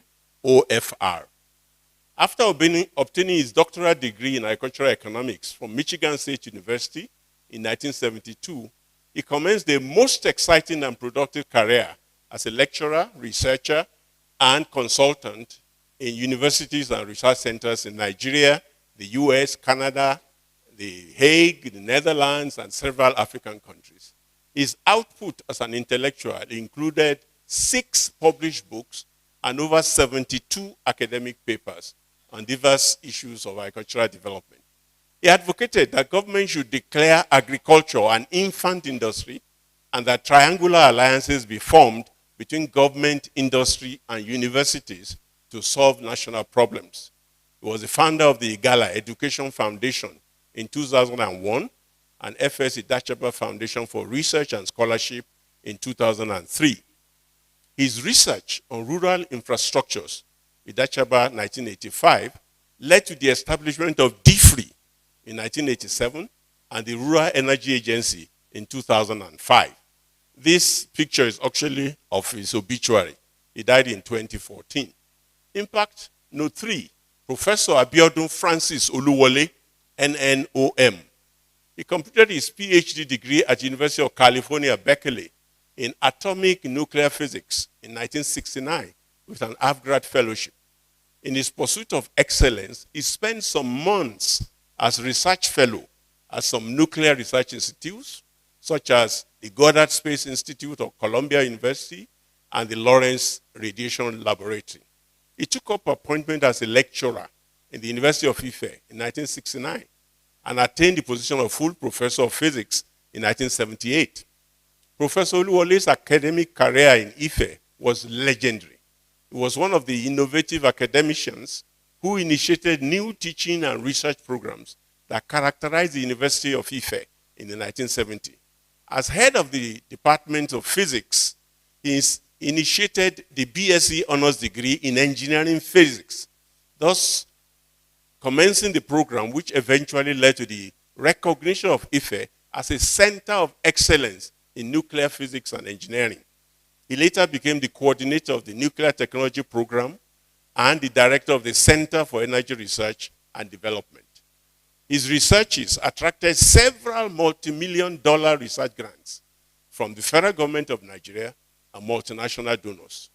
Through sheer ingenuity, he built an optical pumping laboratory, which was the first modern physics research laboratory in Nigeria. Next, Impact Note 4, Professor Adeniyi Ademola Afonja, NNOM. Professor Emeritus, Department of Metallurgical and Materials Engineering, OAU, with 18 publications, 4,858 reads, and 154 citations. But look at these books. There's a publication date for this early methodology in Nigeria of 17 February 2020. I don't know when he retired, but it was long before that. This 242-page book presents the results of a comprehensive study of the rich early archaeometallurgical history of Nigeria, which dates back to around 800 AD. And then I was surprised. This year, 2022, he produced another book, A Short Guide to Choosing a Career in Engineering, January 1, 2022. I hope he's still alive by this publication. Okay. So these are great men. Next one. I've been talking about men, now women. Impact Note 5. Professor Josephine Olufunlayo Abiodun, Education, St. Agnes College, Maryland, BSc, Girton College, Cambridge University, MSc, Queen Mary College, University of London, PhD, Columbia University, New York. Publications, editor, Urban and Regional Planning Problems in Nigeria, University of Ife Press. Issues in Urban and Regional Development, John West, Lagos. Author of many articles on geography and regional planning in learned international journals. Since the former VC is here, I should mention that Professor Abiodun was a deputy VC, to keep with protocol. But I'm not dealing with administrative positions. I'm just dealing with academic. The pinnacle of an academic career is to be a professor. Everything else is God-given, is Jara. So that should be your objective. Impact Note 6. Professor Similolu Aduni Afonja. Experience, Executive Director, Center for Human Development from 2007 to present. And look at the experience she has. Overall management, program development and implementation, proposal development, fundraising, networking. She was a professor of sociology for 37 years or so, and head department of sociology and anthropology. And she published Social Changes in Nigeria by Longman, Nigerian Women in Social Change, Women and Agriculture in the World by Macmillan. And look at our educational history. A very outstanding academic. Next. So, I have given you 6 impactors who have had great impact on the Nigerian society. But what are the opportunities open to you as an academic researcher, as a young researcher? Universities started as Studium Universitatis. That's Latin. It means a place where you can study anything and everything. Opportunities during training, when you are still in PG college, postgraduate scholarships and fellowships, visiting research scholarships, opportunities after PhD, travel fellowships, multidisciplinary research collaborations, research grants, study tours, research coordination, expert committees. And I will tell you, I drew up my, you call it a bio, just to show, try to conform with this. So I don't know where the person who cited got that I was Dean of Agri, I didn't put that there. So somebody has tampered with what I wrote. But you are forgiven. Because academic is strictly academic. And this is what, you have a lot of opportunities. Don't make administrative position your target. He will tell you, first class, did well. That's why you can still come here and talk. I don't want to cast any dispersion on anybody. But some people outside, in other places, are not fair. Once they are VC, they can't come back. Okay? I don't want yours to be like that. I'm here in Ife now. Nobody can touch me, Abi. I'm just going on. So aim to make a career in academic. What are the rewards? Travels globally. I will leak your secret. Well, the Fabro, he just told me he came back from Kumasi last night. If you are not,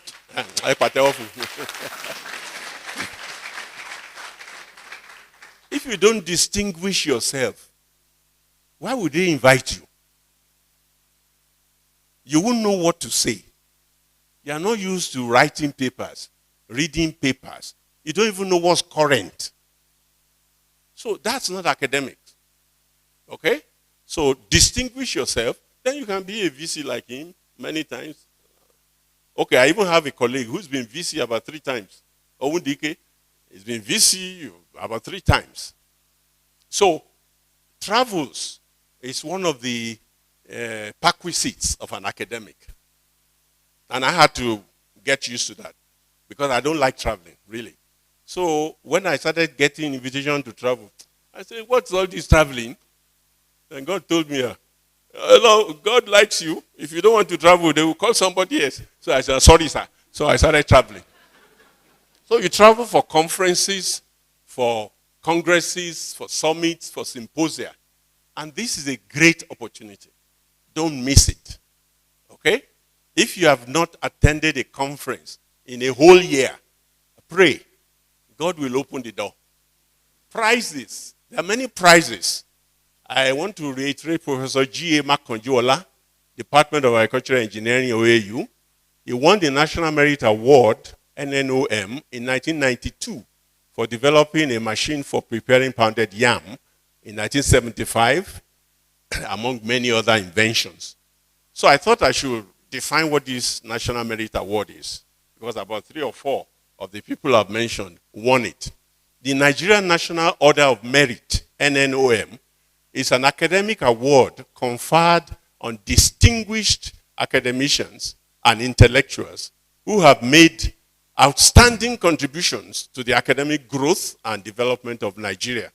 It is the highest academic reward or award in Nigeria. It's our own Nobel Prize. And since its inception in 1979, the award has so far been conferred on only 70 distinguished academics. It's a very, but we are waiting for some more. We are waiting for you. Okay.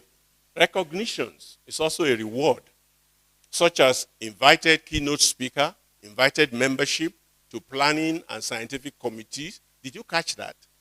That I was invited to be in the planning committee of the World Poultry Congress in Turkey. You didn't catch it. You see yourself. You see yourself. You are not paying attention. I drew up that thing to show you that that's the reward. Why would they call a black man from Nigeria to come and organize a World Congress?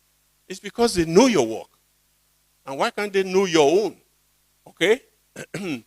Where was I, Ojari? Invited contributing author to scientific books, invited joint author for scientific papers. It's an honor when colleagues from everywhere, Australia, Japan, write and say, come and contribute to this book, or come and edit this, or we want to edit the book you have written. But there are challenges to a successful academic career. Many challenges. I think the greatest challenge is finding balance. Finding balance. In academic work, the proper balance must be constantly sought between contrasting tasks that seem to oppose each other. Applying for research funds and doing research, they are 2 different things. Some people are gifted in applying for grants, but they cannot do the research. So you must learn that too. Okay? Conducting scientific research and commercialization of the results. In fact, Professor Makonjuola, we know this story. If you know Oga, very easy going. He made the machine and he walked away. And the Japanese came and looked at it very well. And they went and made their own yam pounding machine that will also cook the yam. And they brought it to Nigeria. They were selling it in Nigeria. And poor prof, he didn't get any remuneration for that. So we need these contrasting skills. Publishing scientific articles and the popularization of research. Those are 2 different things. But the academic must master both. Working in the laboratory and being available for networking activities and for evaluating other researchers. Some people, they send papers to them to evaluate for promotion. It takes 6 months, 1 year. What's your record when you are VC? Some 3 years. You won't hear. They are busy in the lab. They are busy in writing, but they can't evaluate others. That's not good. Managing research projects, finding time for one's own research and for teaching, grading exam scripts, and mentoring students, both undergraduate and PG. We may not be equally good in all of these tasks, but you must get a balance. I know that old professors like me, or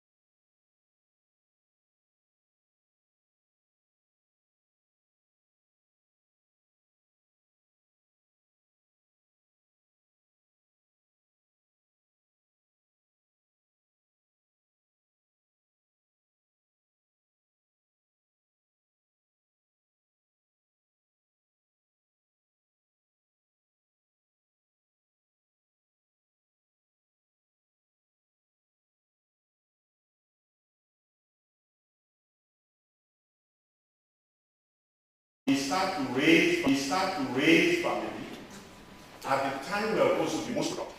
And that's a big challenge, particularly for women. I told my colleague, I won't mention her name in case she doesn't want to be mentioned, that look, you are just be more in bed. For every child, you are going to lose 2 years. These men, they will just have children, they will walk away, they will go back to the lab. But for the woman, you have to nurture the baby, suckle the baby, and so on. So for every child a woman has, she will lose 2 years. That means if you and your colleague that graduated the same year started an academic career, your colleague, who is a man, will have 2 years ahead of you for every child. And if you want to populate the world, you want to have 10 children, 20 years. So the family challenge is there. But not only for women, for men too. If you are the firstborn in Nigerian society, you are supposed to take care of everybody. They will send your buros to you, run law school, pay this one. So you have a challenge of meeting your family obligations. And then for 8 months, no salary. How did you guys cope? You are not looking too bad. Okay, so you can see the rise in that. Yeah? Oh, I'll finish. So a lot of things, listen, next slide. Okay. But what are the factors that influence academic productivity? What factors can make you more productive? There are either individual factors or environmental factors. The individual factors include motivation, gender, age, research knowledge and skills, academic rank, research orientation, and attitude towards collaboration. We have had interviews where somebody who is 56 years old is applying to be a graduate assistant. Abi? And we all get tired. As you grow older, you can't do as much. So that's why in the requirement, I said immediately go on postgraduate education. If you got your degree at 25, why should you wait till you are 52 to get masters? What are you looking at? So it's age tells on you, and it's a big demotivator. Okay? And then sometimes academic rank. We're talking of academic productivity. I think most professors in Nigerian universities are no longer as productive as they could be. These are bright people. They were the best in their set, generally. But once they get professorship, somebody told me, don't tell anybody. Somebody told me that once I become a professor, I will never put pen to paper. And he kept it. He kept it. I think he was professor for 20-something years. And he never put pen to paper. So he's not productive. He's bright. Very bright people. Sharp people. But they've achieved professorship. But really, an academic is looking for more than professorship. He's looking for impact. He's looking to supply the fuel that the country needs to develop. So motivate yourself, even if your surrounding is not. So let's go to environmentals, institutional leadership, availability of resources, institutional missions, orientation, rewards, mentoring programs, and institutional research policies. You are fortunate that OAU is a progressive university. You are one of the first to develop a research policy. I think they've revised it again. You're working on the new one. Now that's good. And you should read it though. It's a very good policy. The last one I read. Very well done. I was wondering, who wrote this thing? They wrote very well. It's a good policy. So you don't have that excuse that, they don't have research policy. They do, but you may not know about it. You have to find out. So these challenges can be met and surmounted by proper career management. Now, career management includes career planning, requiring behavior such as goal setting, exploring options, and formulating plans. Resource mapping is part of career management. Where do I get the resource I need for research? That's how I met Professor, this man that became VC of Lautech in physics. Salau. I went to the Department of Physics one day, pursuing some resource, and I met this man. I said, sir, the man was so surprised. He said, where are you? I said, I'm a Greek. Hola, Greek. From that day, he took an interest in me. That is somebody who is ready to look for resources, wherever it may be. You may be in chemistry, and the nearest whatever machine you need is in Ibadan. You go there. That's resource mapping. Where are the resources you need? Then skill development, which includes behavior leading to task mastery. You want to use a method, but you don't know how to do it. Then go to a place where it is done routinely and learn it. And the university will give you, what do we call that, study leave or something, so that you can just go to learn a method. It doesn't matter what category you are, what rank. A professor can still get a study leave to go and learn a new method. And finally, monitoring goal, progress, actions, and plans includes behavior for building networks to pursue information and advice or feedback. This is important. When I came newly for my PhD, I heard that some departments, which shall not be mentioned, that they don't give seminar. And I asked one of them, why? They will steal your idea. And when they are writing a paper, they don't show anybody. So they will write a paper, they won't give it to somebody. Please read and give me feedback. You will not grow if you are like that.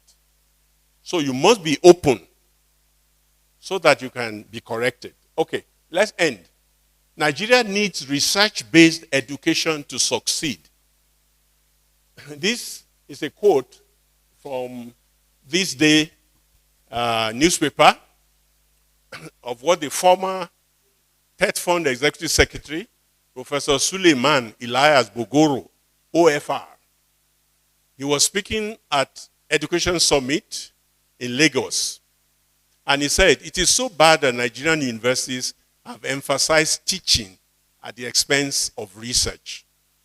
He also said the time had come for universities to conduct problem-solving research that will be relevant to the country's economy, politics, and business. Next slide. So this is the last word. The last word is that academic careers are self-initiated and self-managed. Individuals, that's you, are expected to initiate and successfully navigate their careers. You can get help. You can have godfathers, godmothers, goduncles. It doesn't matter. The Yoruba says the child that leaves the arm that you carry. If a godfather say, oh, bring me a proposal, I will help you get the fund. You can't write proposal. What would the godfather do? He say, well, I did my best. The Yorubas all say, we help look for a job for you, but we don't do the job for you. So the career is self-initiated. You must have decided that you want to be an academic. That's why you went for postgraduate. And then you must manage your career. Thank you very much.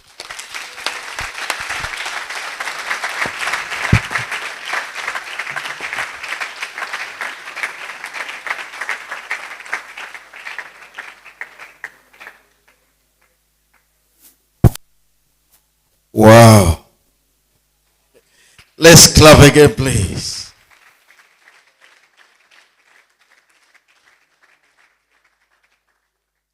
I am sure that the stage has already been set, and we have already started receiving questions. And the time is also ticking. So we are going to quickly, because one of the things I've learned is balance.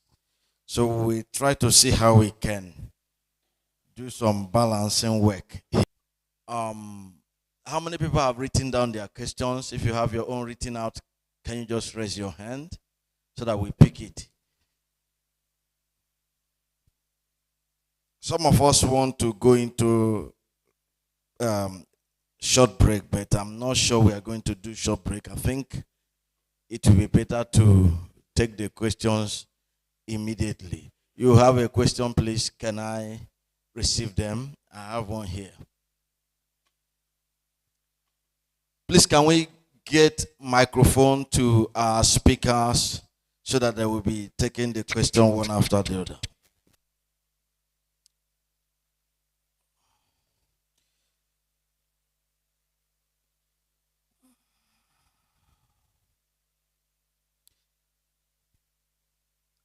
I have one question here, and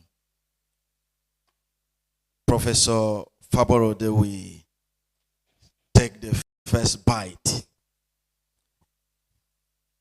I think this question is has many parts. Number one is on issue of publication and promotion. So we are in a time that we are encouraged to collaborate with others, and the system is also demanding that we should write papers. And if we are many in our paper, we tend to receive low scores compared to when we are not many. So authorship versus multiple authorship and allocation of contribution with respect to promotion. How do we balance that? Second question is just like that also. Still going to Professor Faborode. How do we balance publishing in high quality or high impact fact journals and knowing full well that we can as well publish in Journal of Plantain, Vegetables, and Bananas, and we publish many times, at least 20 papers in a year. And it's a game of numbers. Between quality and numbers, how do we strike a balance? While you are preparing to be seated there with us, can we give a clap to Ma? I saw her, yes. You're welcome, Ma. So, Mama is here to also to give support. These two questions. I don't know if we have more that we would like him to have all his questions so that he takes them once. Online questions. Okay.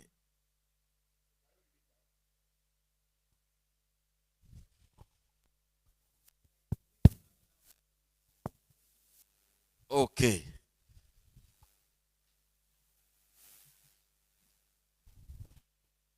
Yes, from our online audience. What will it take the universities in Nigeria to produce another that's after Professor Wole Soyinka. What is OAU doing about third stream community service? As academic researcher, is it necessary to publish books, or is it just enough to publish journal articles? Is it better for us to publish books, or should we just be publishing articles in journals? I have had to face that dilemma between books of journals. Do we have more questions, please? Yes, I have a question, maybe before yours. My own question is on how do we write award-winning proposal. When I read, I discovered that Professor Sonaya was just busy attracting grants in the same way a bar magnet attracts iron filings. So I'm interested, sir, on how can I attract grants in such manner.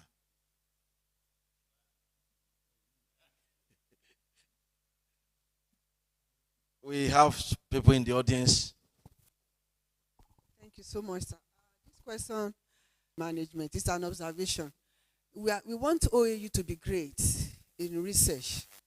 And I know that UI has always maintained that #1 position in Nigeria.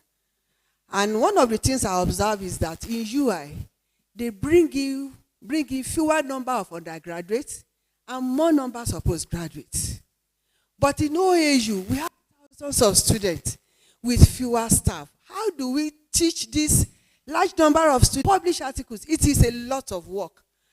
I don't know what the speakers can help us out. Thank you, sir.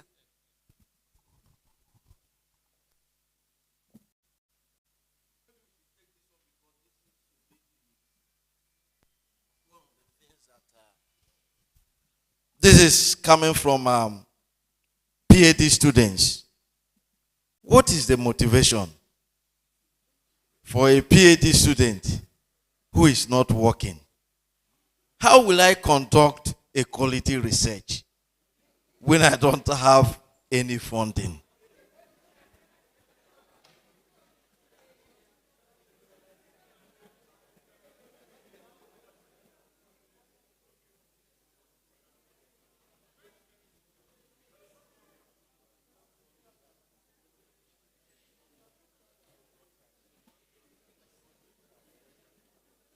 maybe let's start answering first, after which we come to second round.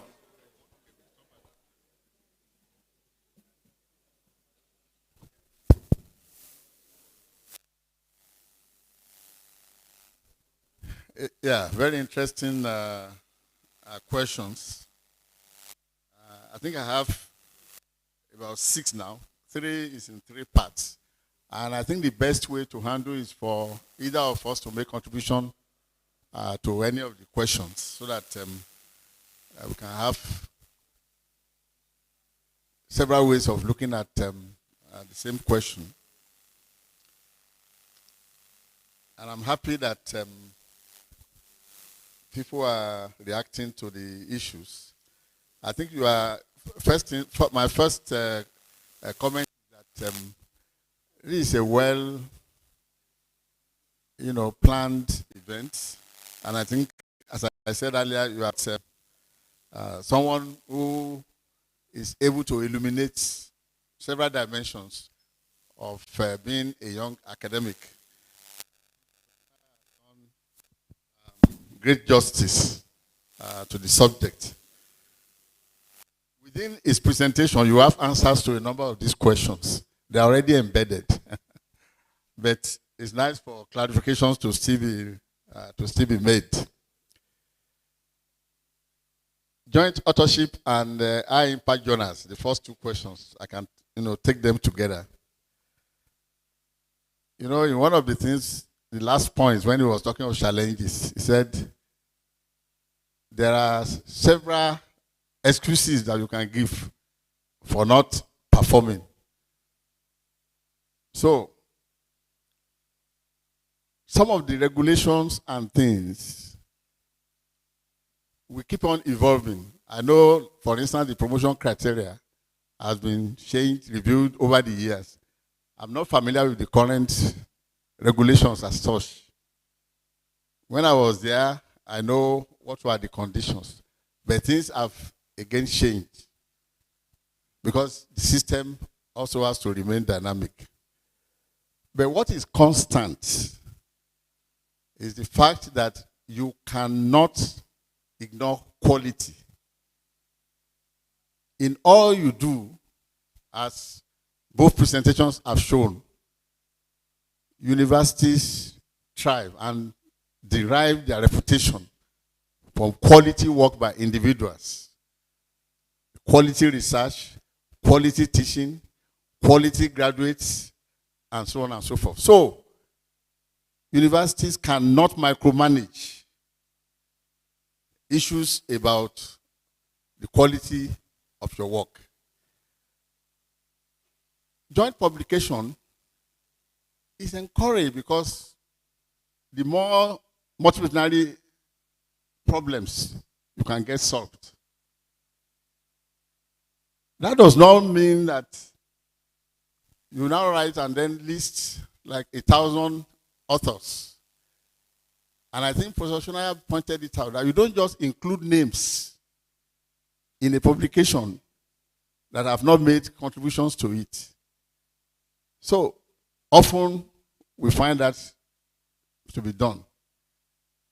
And then the right context. The humanities, the sciences, they are also different perspectives. In the sciences, for example, you can have a work that transcends from technology to science to agric, and even working with those in economics. And when you have such a research team, you must reflect it properly. And when you have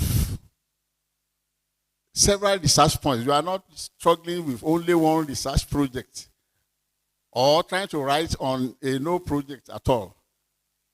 Issues like this may not come up. In a research team that I've had before, I will allow specialists in a particular area to lead that work and publish. Even if some other members of the team are included, they are listed. They may not expect to get the optimal reward because they are not the first or the second author. But they are okay because there are several other publications in which they are also leading. So, these issues should not be to determine, oh, now I'm going to publish, I will not put somebody else's name, and so on and so forth.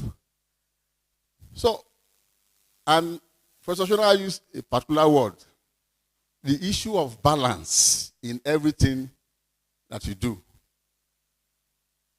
You must balance it. Look, if you look at the Center of Excellence in Redeemers University, they have published work in Nature. And those of you who are familiar with impact of journals, the impact of Nature publications is of the order of 45, 40-something. So if you have 10 people publishing in it, if you divide it equally, you are still going to get 4.5 for each author. But if you go and publish in one Pakistani or Belarusian journal that has 0.1 impact, and you are 4 and you want to divide 0.1, what are you going to get from this 0.1? So these are the issues. If you publish 2 articles in Nature, for example, you will not be worried by the number of authors. You can Google and check out some of the publications from Redeemers University in their work on infectious diseases, because that's a leading center that have been able to garner grants from several sources. So these issues, when they come up, is like begging the question. And I know somebody will say, oh, because some people have gone up and they are removing the ladder of the bridge so that others cannot follow them. Again, that is begging the question. Because my own belief is that in terms of even issue of promotion, it can only be delayed. It will come at God's appointed time. And when it comes, you look at it, oh, see, oh, this is what I've been waiting for since all these days. What exactly is going to change now? I've had people whose promotion to leadership was delayed for 12 years. He didn't die, and when he came, the professorship became rapid. And he went on to do several things. So, behind our minds, we must always, what is the quality? Don't forget what Harvard says. They pride themselves in the openness in addition to other qualities. And we as academics must live true to the callings, always fighting for the truth and in search of the truth. So, trying to play games with publications is in the cacophony of what we call academic fraud, in the true sense of it. So, we can't say we tolerate some things and then reject some other things. Joint authorship, be true to what exactly has been done. If somebody suddenly just puts your name in something in which you have not been involved, say no, because it is not right. And if you have worked in a team, if you have worked diligently, you will be able to lead one of the papers. That is the reward you get for it. Whereas somebody who publishes only 2 papers, and then those 2 papers, he gets a Nigerian National Merit Award for it. Then that's the reward that he also gets for that.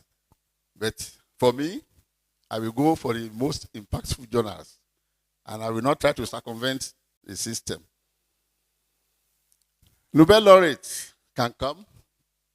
It depends on how we value our institutions and how we value the knowledge enterprise.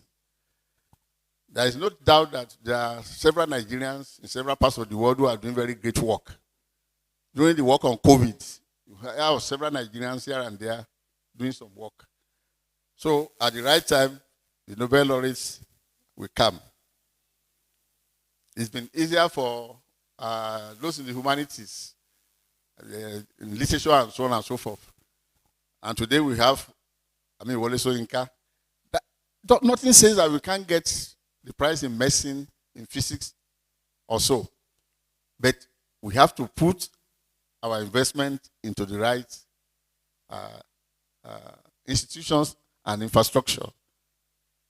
So it is not something that's absolutely impossible, and we'll get it one of these days. Now, the issue of community service, I think there is a committee headed by Professor Shitu that is doing some good work on that. As Professor Shonaya pointed out, we should be more out-facing, and we should be more concerned with our impact on the world, starting with our immediate environment, our local government, our state, our nation, and humanity in general. That's why we are talking about the SDGs. That's why we are talking about the African something. And that is why universities can never continue to exist in isolation. I remember the example you gave. In our second strategic plan, we included such views and designed Route 7 to reflect in a way that to relate with outside the university, to ensure that there is that dynamism. But a lot of those things are not implemented. I've mentioned a few other things that were in that plan that have not been implemented. And that takes me to the point that we must also be inquisitive and get ourselves educated about some of the things around us. If I say you should indicate now whether you are aware or you know the content of the university strategic plan, I won't be surprised if maybe just only a few will know what is there. And I have counseled universities and vice that there is no point producing a strategic plan that nobody in the community knows anything about and it's just on the shelf somewhere. That makes it irrelevant. That makes it useless. It's just like a publication that has not been cited. When you have a plan that nobody knows about, from faculty to department and individual level, then there is no way you can achieve the greatness that you want for your institution. It is a vision that must be shared by everybody in the community. Even those who are in the market, the booker. They must know why you want to be great and what they can contribute to it.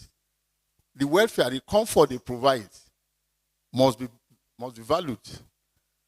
And so, these are things that we have to be involved and know what is in the plan and so on. Writing award-winning grants, I think I will leave.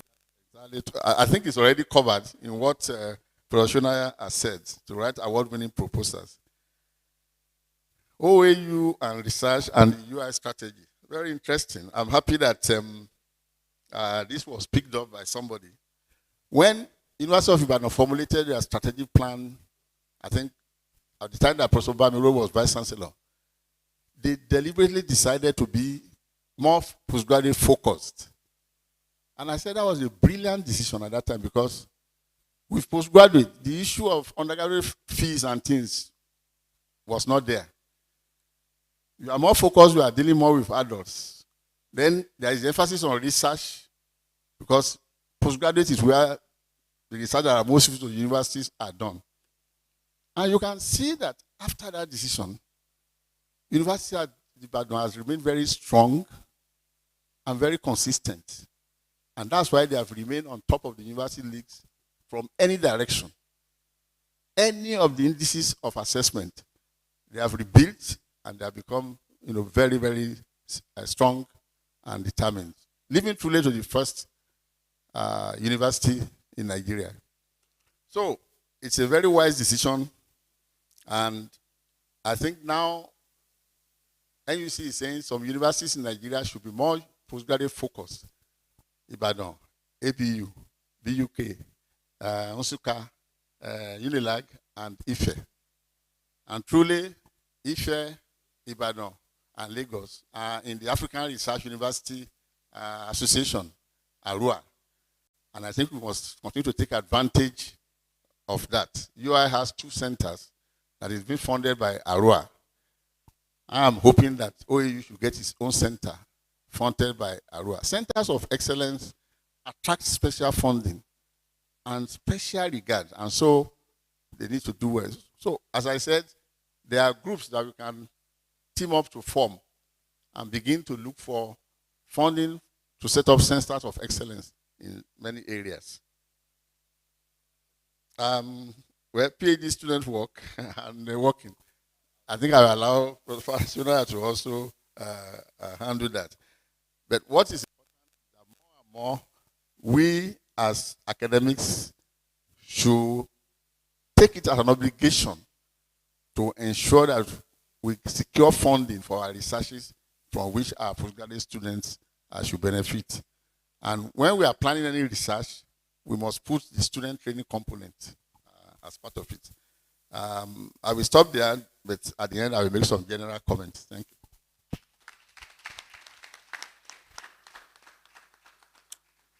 I will make additional comments to what Professor Faborode has so well spoken about. The first one is about joint authorship. Now, joint authorship should come from real collaboration, from the decision about the topic of the research, data collection, data analysis, and write-up. It is not collaboration to finish the paper and then put people's names. Oh, this one is for my village. Oh, this one is for my church. Oh, we go to the same mosque. That is not collaboration. That is actually academic fraud. Because anyone who is made an author, who has not made any real contribution, is a thief. Oleni, Jaguda. So don't allow your name to be added to any paper that you don't know anything about. The person is not helping you. The person is endangering you. So I'll leave that as a comment. The second is about the Nobel Prize. I think the Nobel Prize is more about the individuals. What do I mean by that? Their drive and their effort. If you have been noticing, most of the science prizes are joint awardees that come from many countries sometimes. So I don't think the so-called lack of facilities in OAU should stop people who are geniuses from managing their careers properly. I had a friend in pharmacy before he left. Every year, he went to the US to do research during the summer months. And so he had a lot of quality publications. And I think they even had to raise, what did they call that thing? Complaint about him. What they complained? They wrote that they should not accept the papers he got from those researches he did abroad. That he should do the research here and suffer like the rest of us. But I think if somebody is so self-driven and he knows he can find a lab in Ghana, South Africa, anywhere, to conduct an experiment, what's wrong with that? So I don't think Nobel Prize has to do with, oh, the place is fantastic. There are many researchers in very well-facilitated institutions that don't win anything. They are not motivated. So please don't let's worry about that. Let's come to question. One is about the PG students who is not working.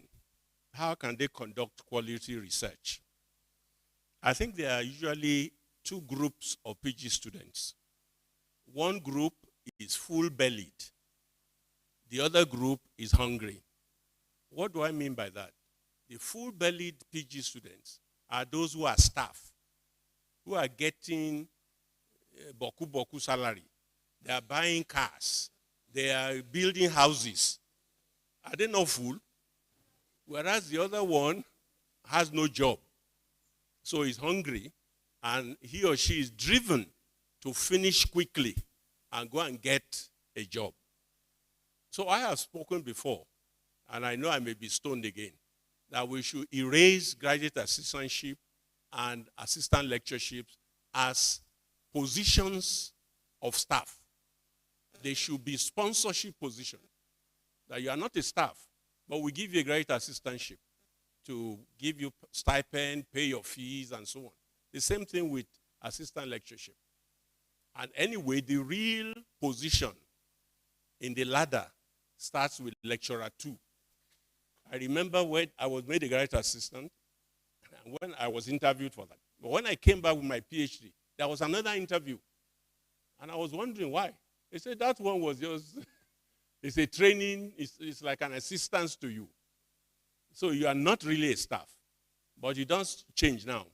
Graduate assistants now have very big cars, Mercedes, and so on. So why would they bother about doing any work? In fact, all over the world, it is known that if you want your PG student to be productive, keep them slightly hungry. I hope you got that. You don't have to agree. Keep them slightly hungry so they quickly finish and then they can be full. But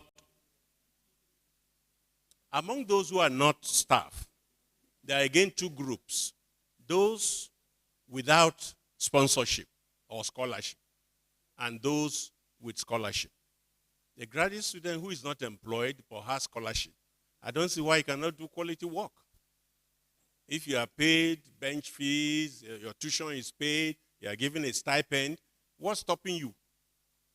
So I think that question has to be explored properly. Okay, now to the two questions that I want to talk about. How to write grant-winning proposals. That's a big question. And the training for that can take a long time. But I will summarize it in the following ways. 1, get a good idea. 2, find a funding agency or funder. 3, follow the rules or the guidelines of the funder. And 4, be ready to revise and resubmit. Too many academics find it difficult to revise their work. I suspect that among us here, there may be many who have written a draft, sent it out, and we got review. And we just put it some one place. Some is because they are very religious. They believe that Allah or God has given them an idea, and they have written it. Why should anybody ask them to change it? For those people, I will tell you, it's only the Quran and the Bible that don't need addition. All others must come with their data and be properly shaken. So when you get a good review, it is for your advantage. So don't put it aside. Many of us think once I've written it, why they should just publish it. That's why we go to Kamla Raj. Those who will say, give me the money and you publish tomorrow. That's not good for you. So any journal you send to and they don't write anything, they just accept you like that. Withdraw your paper and say, no, I don't want that. Okay? So how to write a winning grant, have a good idea. How do you know it's a good idea? Give a seminar in the department. If the people say, what kind of rubbish idea is this? Of course, it may be ethanoic acid. Do you know what that is? It may be back belly. But generally, they are good questions. And you should look at them. And then find funders. In fact, what I've written here is that grants are everywhere. Everywhere I look, I find grants. So I don't know when people say, I cannot find a grant. Why? Go online. Just write grant. You will get so many. The grants are everywhere. But you have to do the hard work to find the particular grant that will suit your work. And that's the hard work. Academic is hard work. Thank you.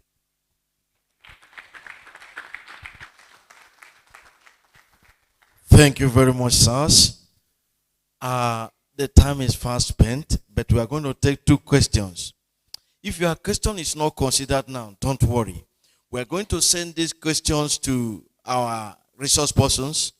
They will answer it and record it, and we put it in a recording form.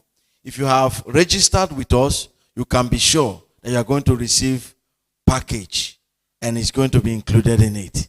So don't worry if we don't pick your questions here. But these last two questions.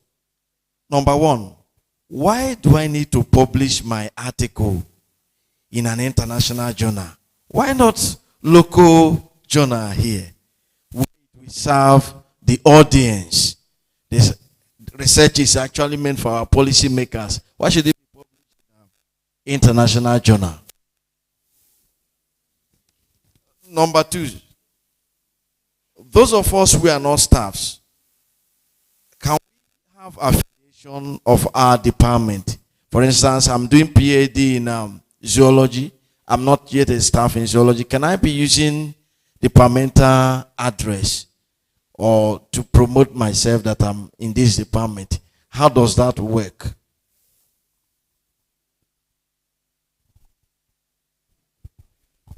Okay, let me quickly react to, well, and I think Professor Shona will also contribute.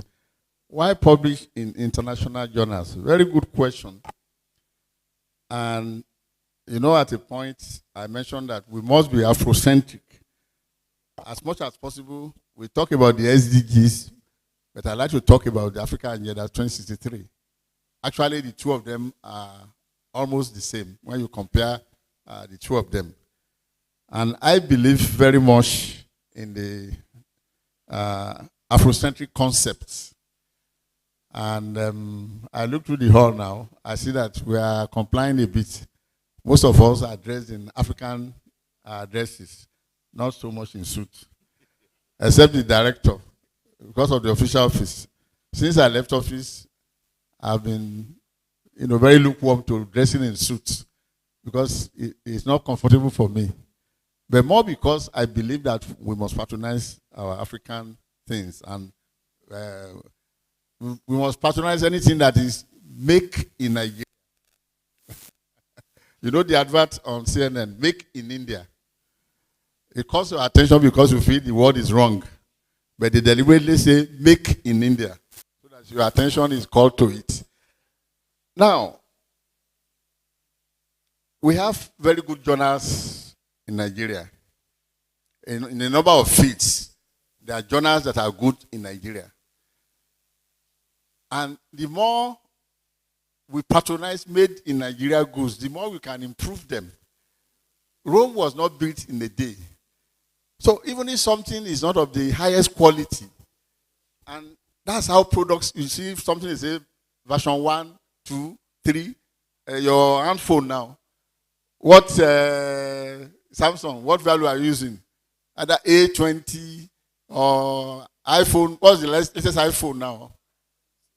16 or something.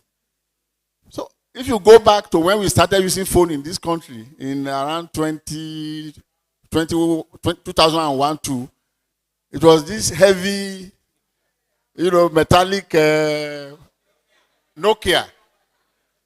When Nokia did not reform, they went down and then Samsung and Co came. From that time, Samsung has not remained the same. So it keeps on improving. So by using Samsung, you have been using them to improve their product. So the same thing has to do with journals or anything. Even if it doesn't meet what they say is the international quality now, when you keep on using it, you keep on improving. And maybe 20 years after, it may become a world brand. So the same thing with publishing. I can tell you now that if you Google the most cited of my work is published in Ile-Ife Journal of Technology. And that was published in 1990. My PhD dates back to 86. So highly cited, but it's not beating the record of what I published in Ile-Ife Journal in 1990. It is because that journal has been promoted and it is indexed. Tried to do that for a number of journals in Nigeria when I was at the Committee of Vice Chancellors. We worked in partnership with SCVA to raise up the visibility of Nigerian journals. That's what Egypt and some other nations did. They deliberately, had some local journals that they branded up and they worked with them. Nigerian Journal of Medicine, Journal of Mathematics. Professor Okoya was the one as the editor then. And these journals were raised to high standards. But at a point, Nigeria reneged on the funding, and that project collapsed. And I felt really, really very bad about that. But those few journals that survived have continued. And I'm happy that TED Fund took over the challenge and tried to strengthen some of our journals. But that is not enough. So, while we are trying to raise the profile of our journals, we must publish in them. But we can also beat our chest and say we can publish in international journals. Nothing stops us. So, the injunction is that publish in journals, either local or international, that meet. Don't just say it must be only in international journals. If you try to publish in Nature and you don't get any article published, then you publish nothing at the end.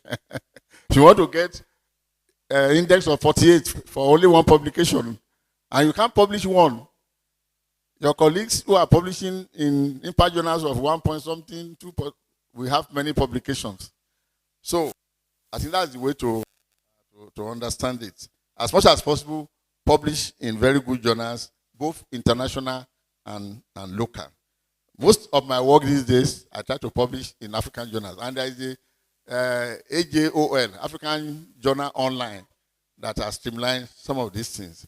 In actual fact, I prefer publishing in African journals than some of these other ones from Vietnam, from Pakistan, Afghanistan, and so on. Yeah, non-staff in departments, I don't see why they can't use the address, but I leave Professor Shonaya to answer that question. Thank you. Let me answer that since that was an order from the Mr. Vice.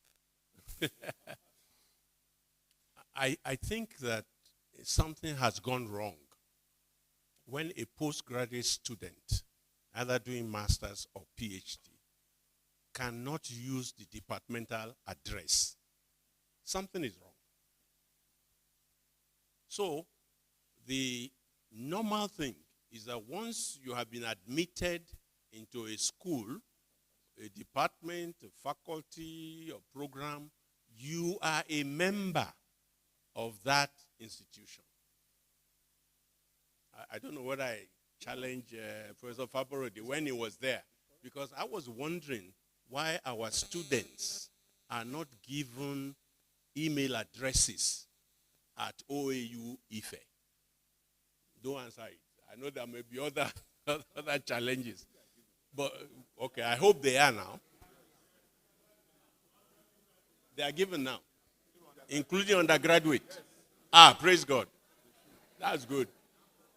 I'm happy. That was something I kept asking. These are members of the university. Why are you not giving them an email address? And if you have email address at OAU Ife, you are a member of OAU Ife. You are really not promoting yourself. You are just stating where you are working. So when I was still in Ife, if I say my name is Shonaya from OAU Ife, I'm not promoting myself. I'm stating the address. So please, if the questioner is going to become a head of department and we stop people from using departmental address, please repent. They are members of the department and they have all the privileges thereunto. Okay, so I've answered. I can go on. Okay, I want to add to this, why do I need to publish in international journals? And to say, first, what do we mean by international journals? Not too long ago, we started to define journals as offshore and onshore. And a lot of people got the idea that if the journal is offshore, it's better than if it's onshore. But Kamala Raj journals are offshore. So what makes a journal an international journal? Prof has mentioned some of them. One is that the journal is abstracted. It's abstracted. The journal is published regularly, not occasional publication. That the journal is not individually published. Some of our colleagues have started journals. They may even call it Ife. I think Ilorin is the capital of that. Ilorin at the time, and also one fellow started a journal and published almost 50% of his paper in that journal. When it was now sent to me to review, I wrote to the Vice Chancellor that this guy should be jailed. This is academic fraud. You cannot be the reviewer of your own paper. So a journal is deemed to be quality when it has a board of reviewers who are internationally known. The journal may be in Ife, may be in Gbangan, so the location is not the issue. It is those who are responsible for taking editorial decisions. And if you are an editor, academic ethics does not allow you to publish while you are editor, because you are going to make the final decision. So I hope we understand this.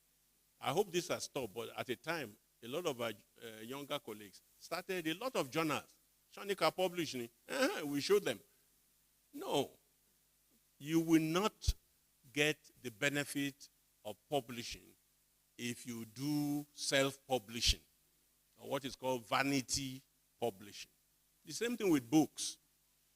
Now you write a book, and you then write John Wayne publication, and the address is your P.O. Box address. No, an academic book must be reviewed by well-known authors and reviewers, and it's better published either by associations or by university presses. So if you are in OAU, I recommend to you publish your books through OAU Press. Yes, there are some challenges, and Prof has dealt with that. We'll solve the problem. So being international does not mean being. Thank you.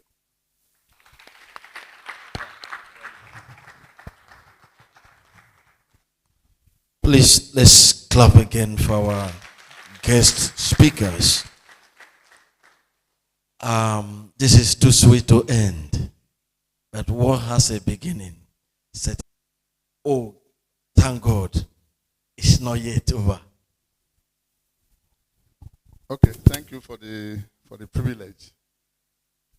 Well, I just want to congratulate those of you who are here and those who have attended this seminar online. And I want to also commend the COR for paying attention to the plight of young academics. You need some guidance.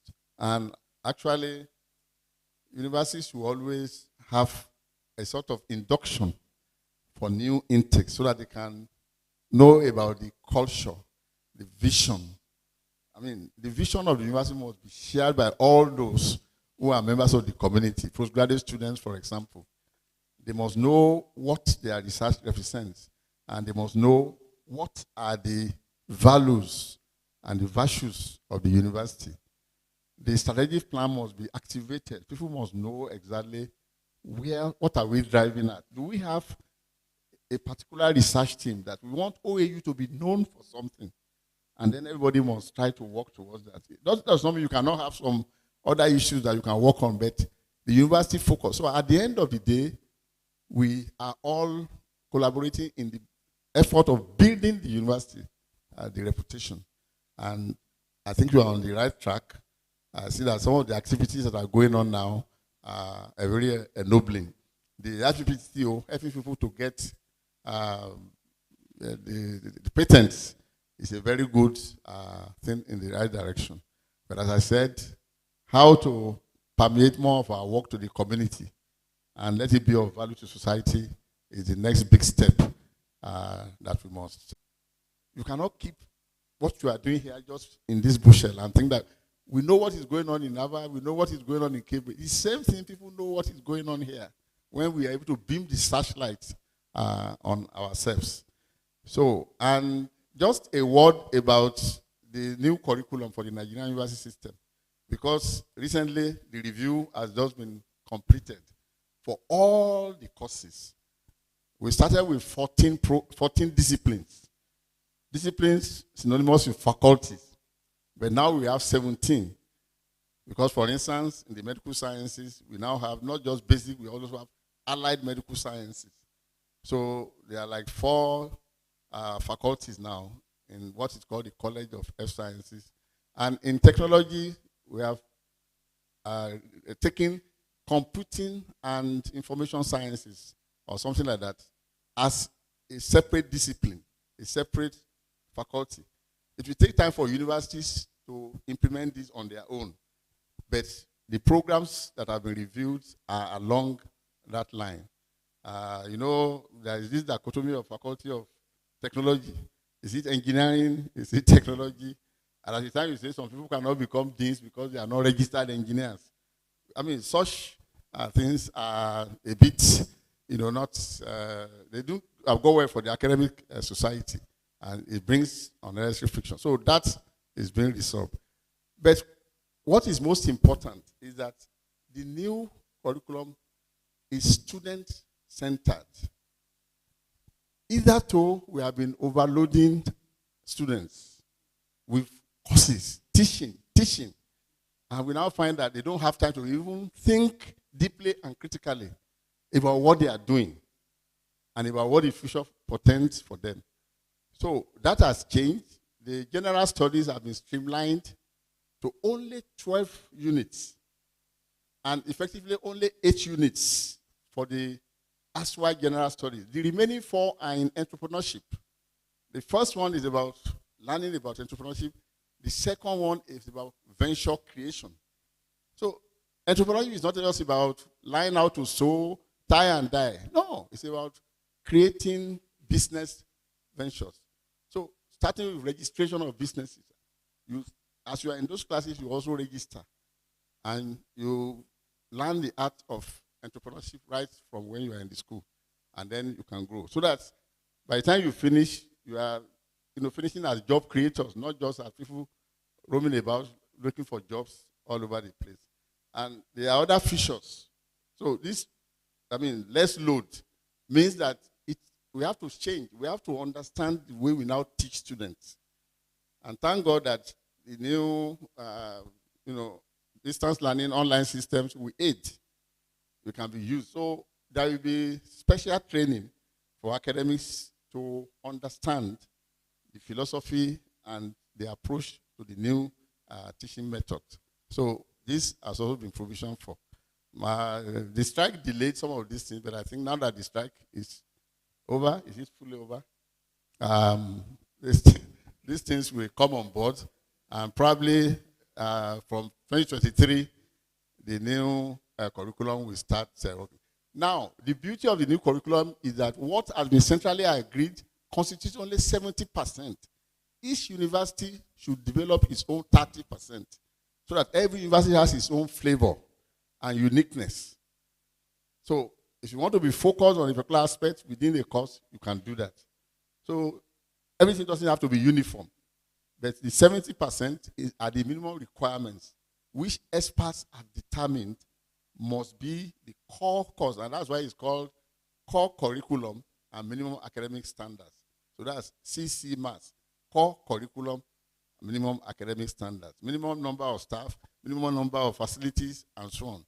And the idea is that this will now be escalated to the National Assembly, so there will be legislation to provide the right condition to make this into work. If Nigeria wants to benefit from its universities, it must create those universities that will transform the nation. That's the maxim, and I hope that this is going to work. So please, let's look forward to it. As we are resuming, I think we'll get busy. The first thing will be for Senate to consider this and departments to look at the minimum benchmarks that we've had, and then design the 30% that will make it full. And from there, by next year, the new courses will start going. But definitely, academics will have to change the way we teach, because teaching is still very important. We are talking of research being very, very important. Research without teaching is not complete. Teaching without research is incomplete. So I hope this is very useful. Thank you very much.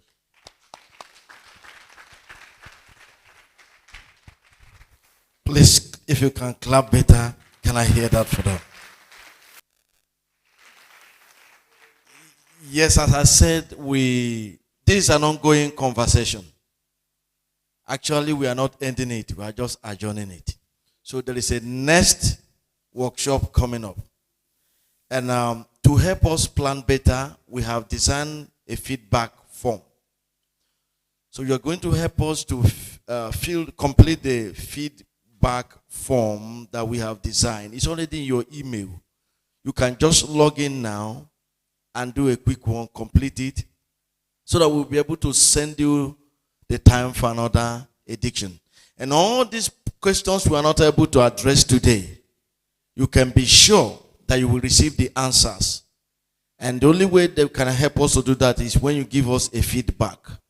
We are able to do that. Now we are going to take a closing remark from our own COR director, Professor Akoni, please. Can we welcome him? Thank you. Let me thank everybody, but I've tried to apologize before that I wasn't too well schooled in the school of protocols. So just permit me the way I'm going to say it. First, to sincerely appreciate the organizers. On behalf of all the directors at COR, Professor Odu, if you are here, just raise up your hand so that we know you. Professor Odu, is he here? Just raise up your hand. No, left, so that I use the mic. I have power over you. Professor Ogunlusi, you raise right. Okay, I want you to raise up your left. Aha. And Professor Oluwaranti, yes. No, raise up your right now. Yeah. So on behalf of the four of us, we sincerely want to appreciate the organizers. It's good to note this, sir. A lot of people, they've called me to say, why do you have to have so many committees? That this will not work because the university will not support. And as Prof rightly said, I said, well, let's have them. If they will work, they will work. If they will not work, there are several reasons why people will not work. So it's good to say that this meeting was organized by them. Everything was funded by them. There's no one kobo from me, from university. And it's because they believe in this. People who are not paid salary, yes, they can contribute to organize this. And I think they deserve a good applause for this. So thank you, sirs. Thank you, Mas. Please, I don't know if I have the power, but if you are a member of the committee, please just stand up for recognition. I think it's a big honor. Please, let's clap for them. Thank you so much. Thank you so much. Sincerely, we appreciate this. Thanks so much. Yes, to the resource persons, it's a rare privilege to sit next to the Vice Chancellor. We were joking somewhere and we were asking, we were bugaing with the number of handshakes we've had with Vice Chancellors. And I won that award. I've had the most handshake with many Vice Chancellors. So, and those who are praying to beat me before, today again, I had two Vice Chancellors. So clap for me. So when they'll be showing my own CV, even if you don't see grad there, you will see there that the man who had the most handshakes with Vice Chancellors. So I sincerely want to appreciate you. We know somebody put it mildly, it's not easy for people don't want to use Nigerian mentality to have occupied positions that we think are very high. then to want to come down to our level to say, well, you can see benefits from my wealth of experience. I was in Portugal and I learned something. I don't drink. But when they told me that one particular wine, they said the more years they store it, they said the better. I don't know if you drink, don't raise up your hand, but just agree. I'm saying. So they said a particular one was 200 years old. I said, taste it. I said, I have to taste it to know what it means. So I don't know if you join me today to taste from that wine from Professor Faborode. If you did, please clap for him. Yes. So it's a good wine, sir. And we pray that as you continue to age in wisdom, that you continue to be impacting even our generation. Thank you so much, sir. We'll be needing Professor Faborode a lot in repositioning the university. That is the truth. We need those who have been there, yes. So again, if you took that wine and you taste it well, clap again for him.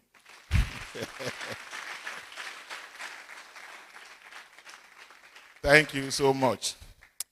My dad was a farmer, and one of those things I learned from him also are differences between the one they call the new yam. If you have eaten new yam before, let me see your hand. And there's another one to new yam. What's that one?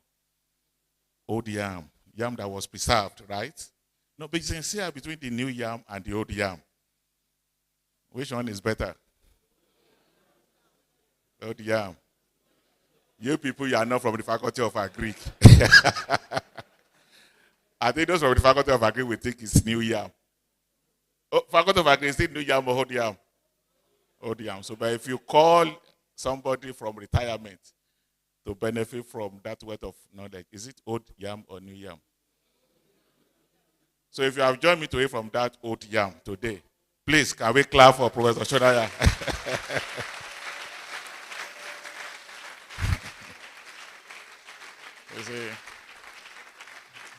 Yes. Thank you so much, sir. We appreciate this a great deal. And again, to thank again the organizers, because we are planning out to come and see you. Then when we think about the cost of fuel, coming to Lagos, but now that they brought you, it's better to eat more of this old yam. My director, if you agree, please clap for him. Okay. Because after this meeting, Prof is following us to the Central Office of Research for a meeting. It's not by power, sir. It's by appeal. Yes. To our attendees, those physically present and those who are online, I was shocked when I got text from two vice chancellors to say, will the program hold? And I said yes.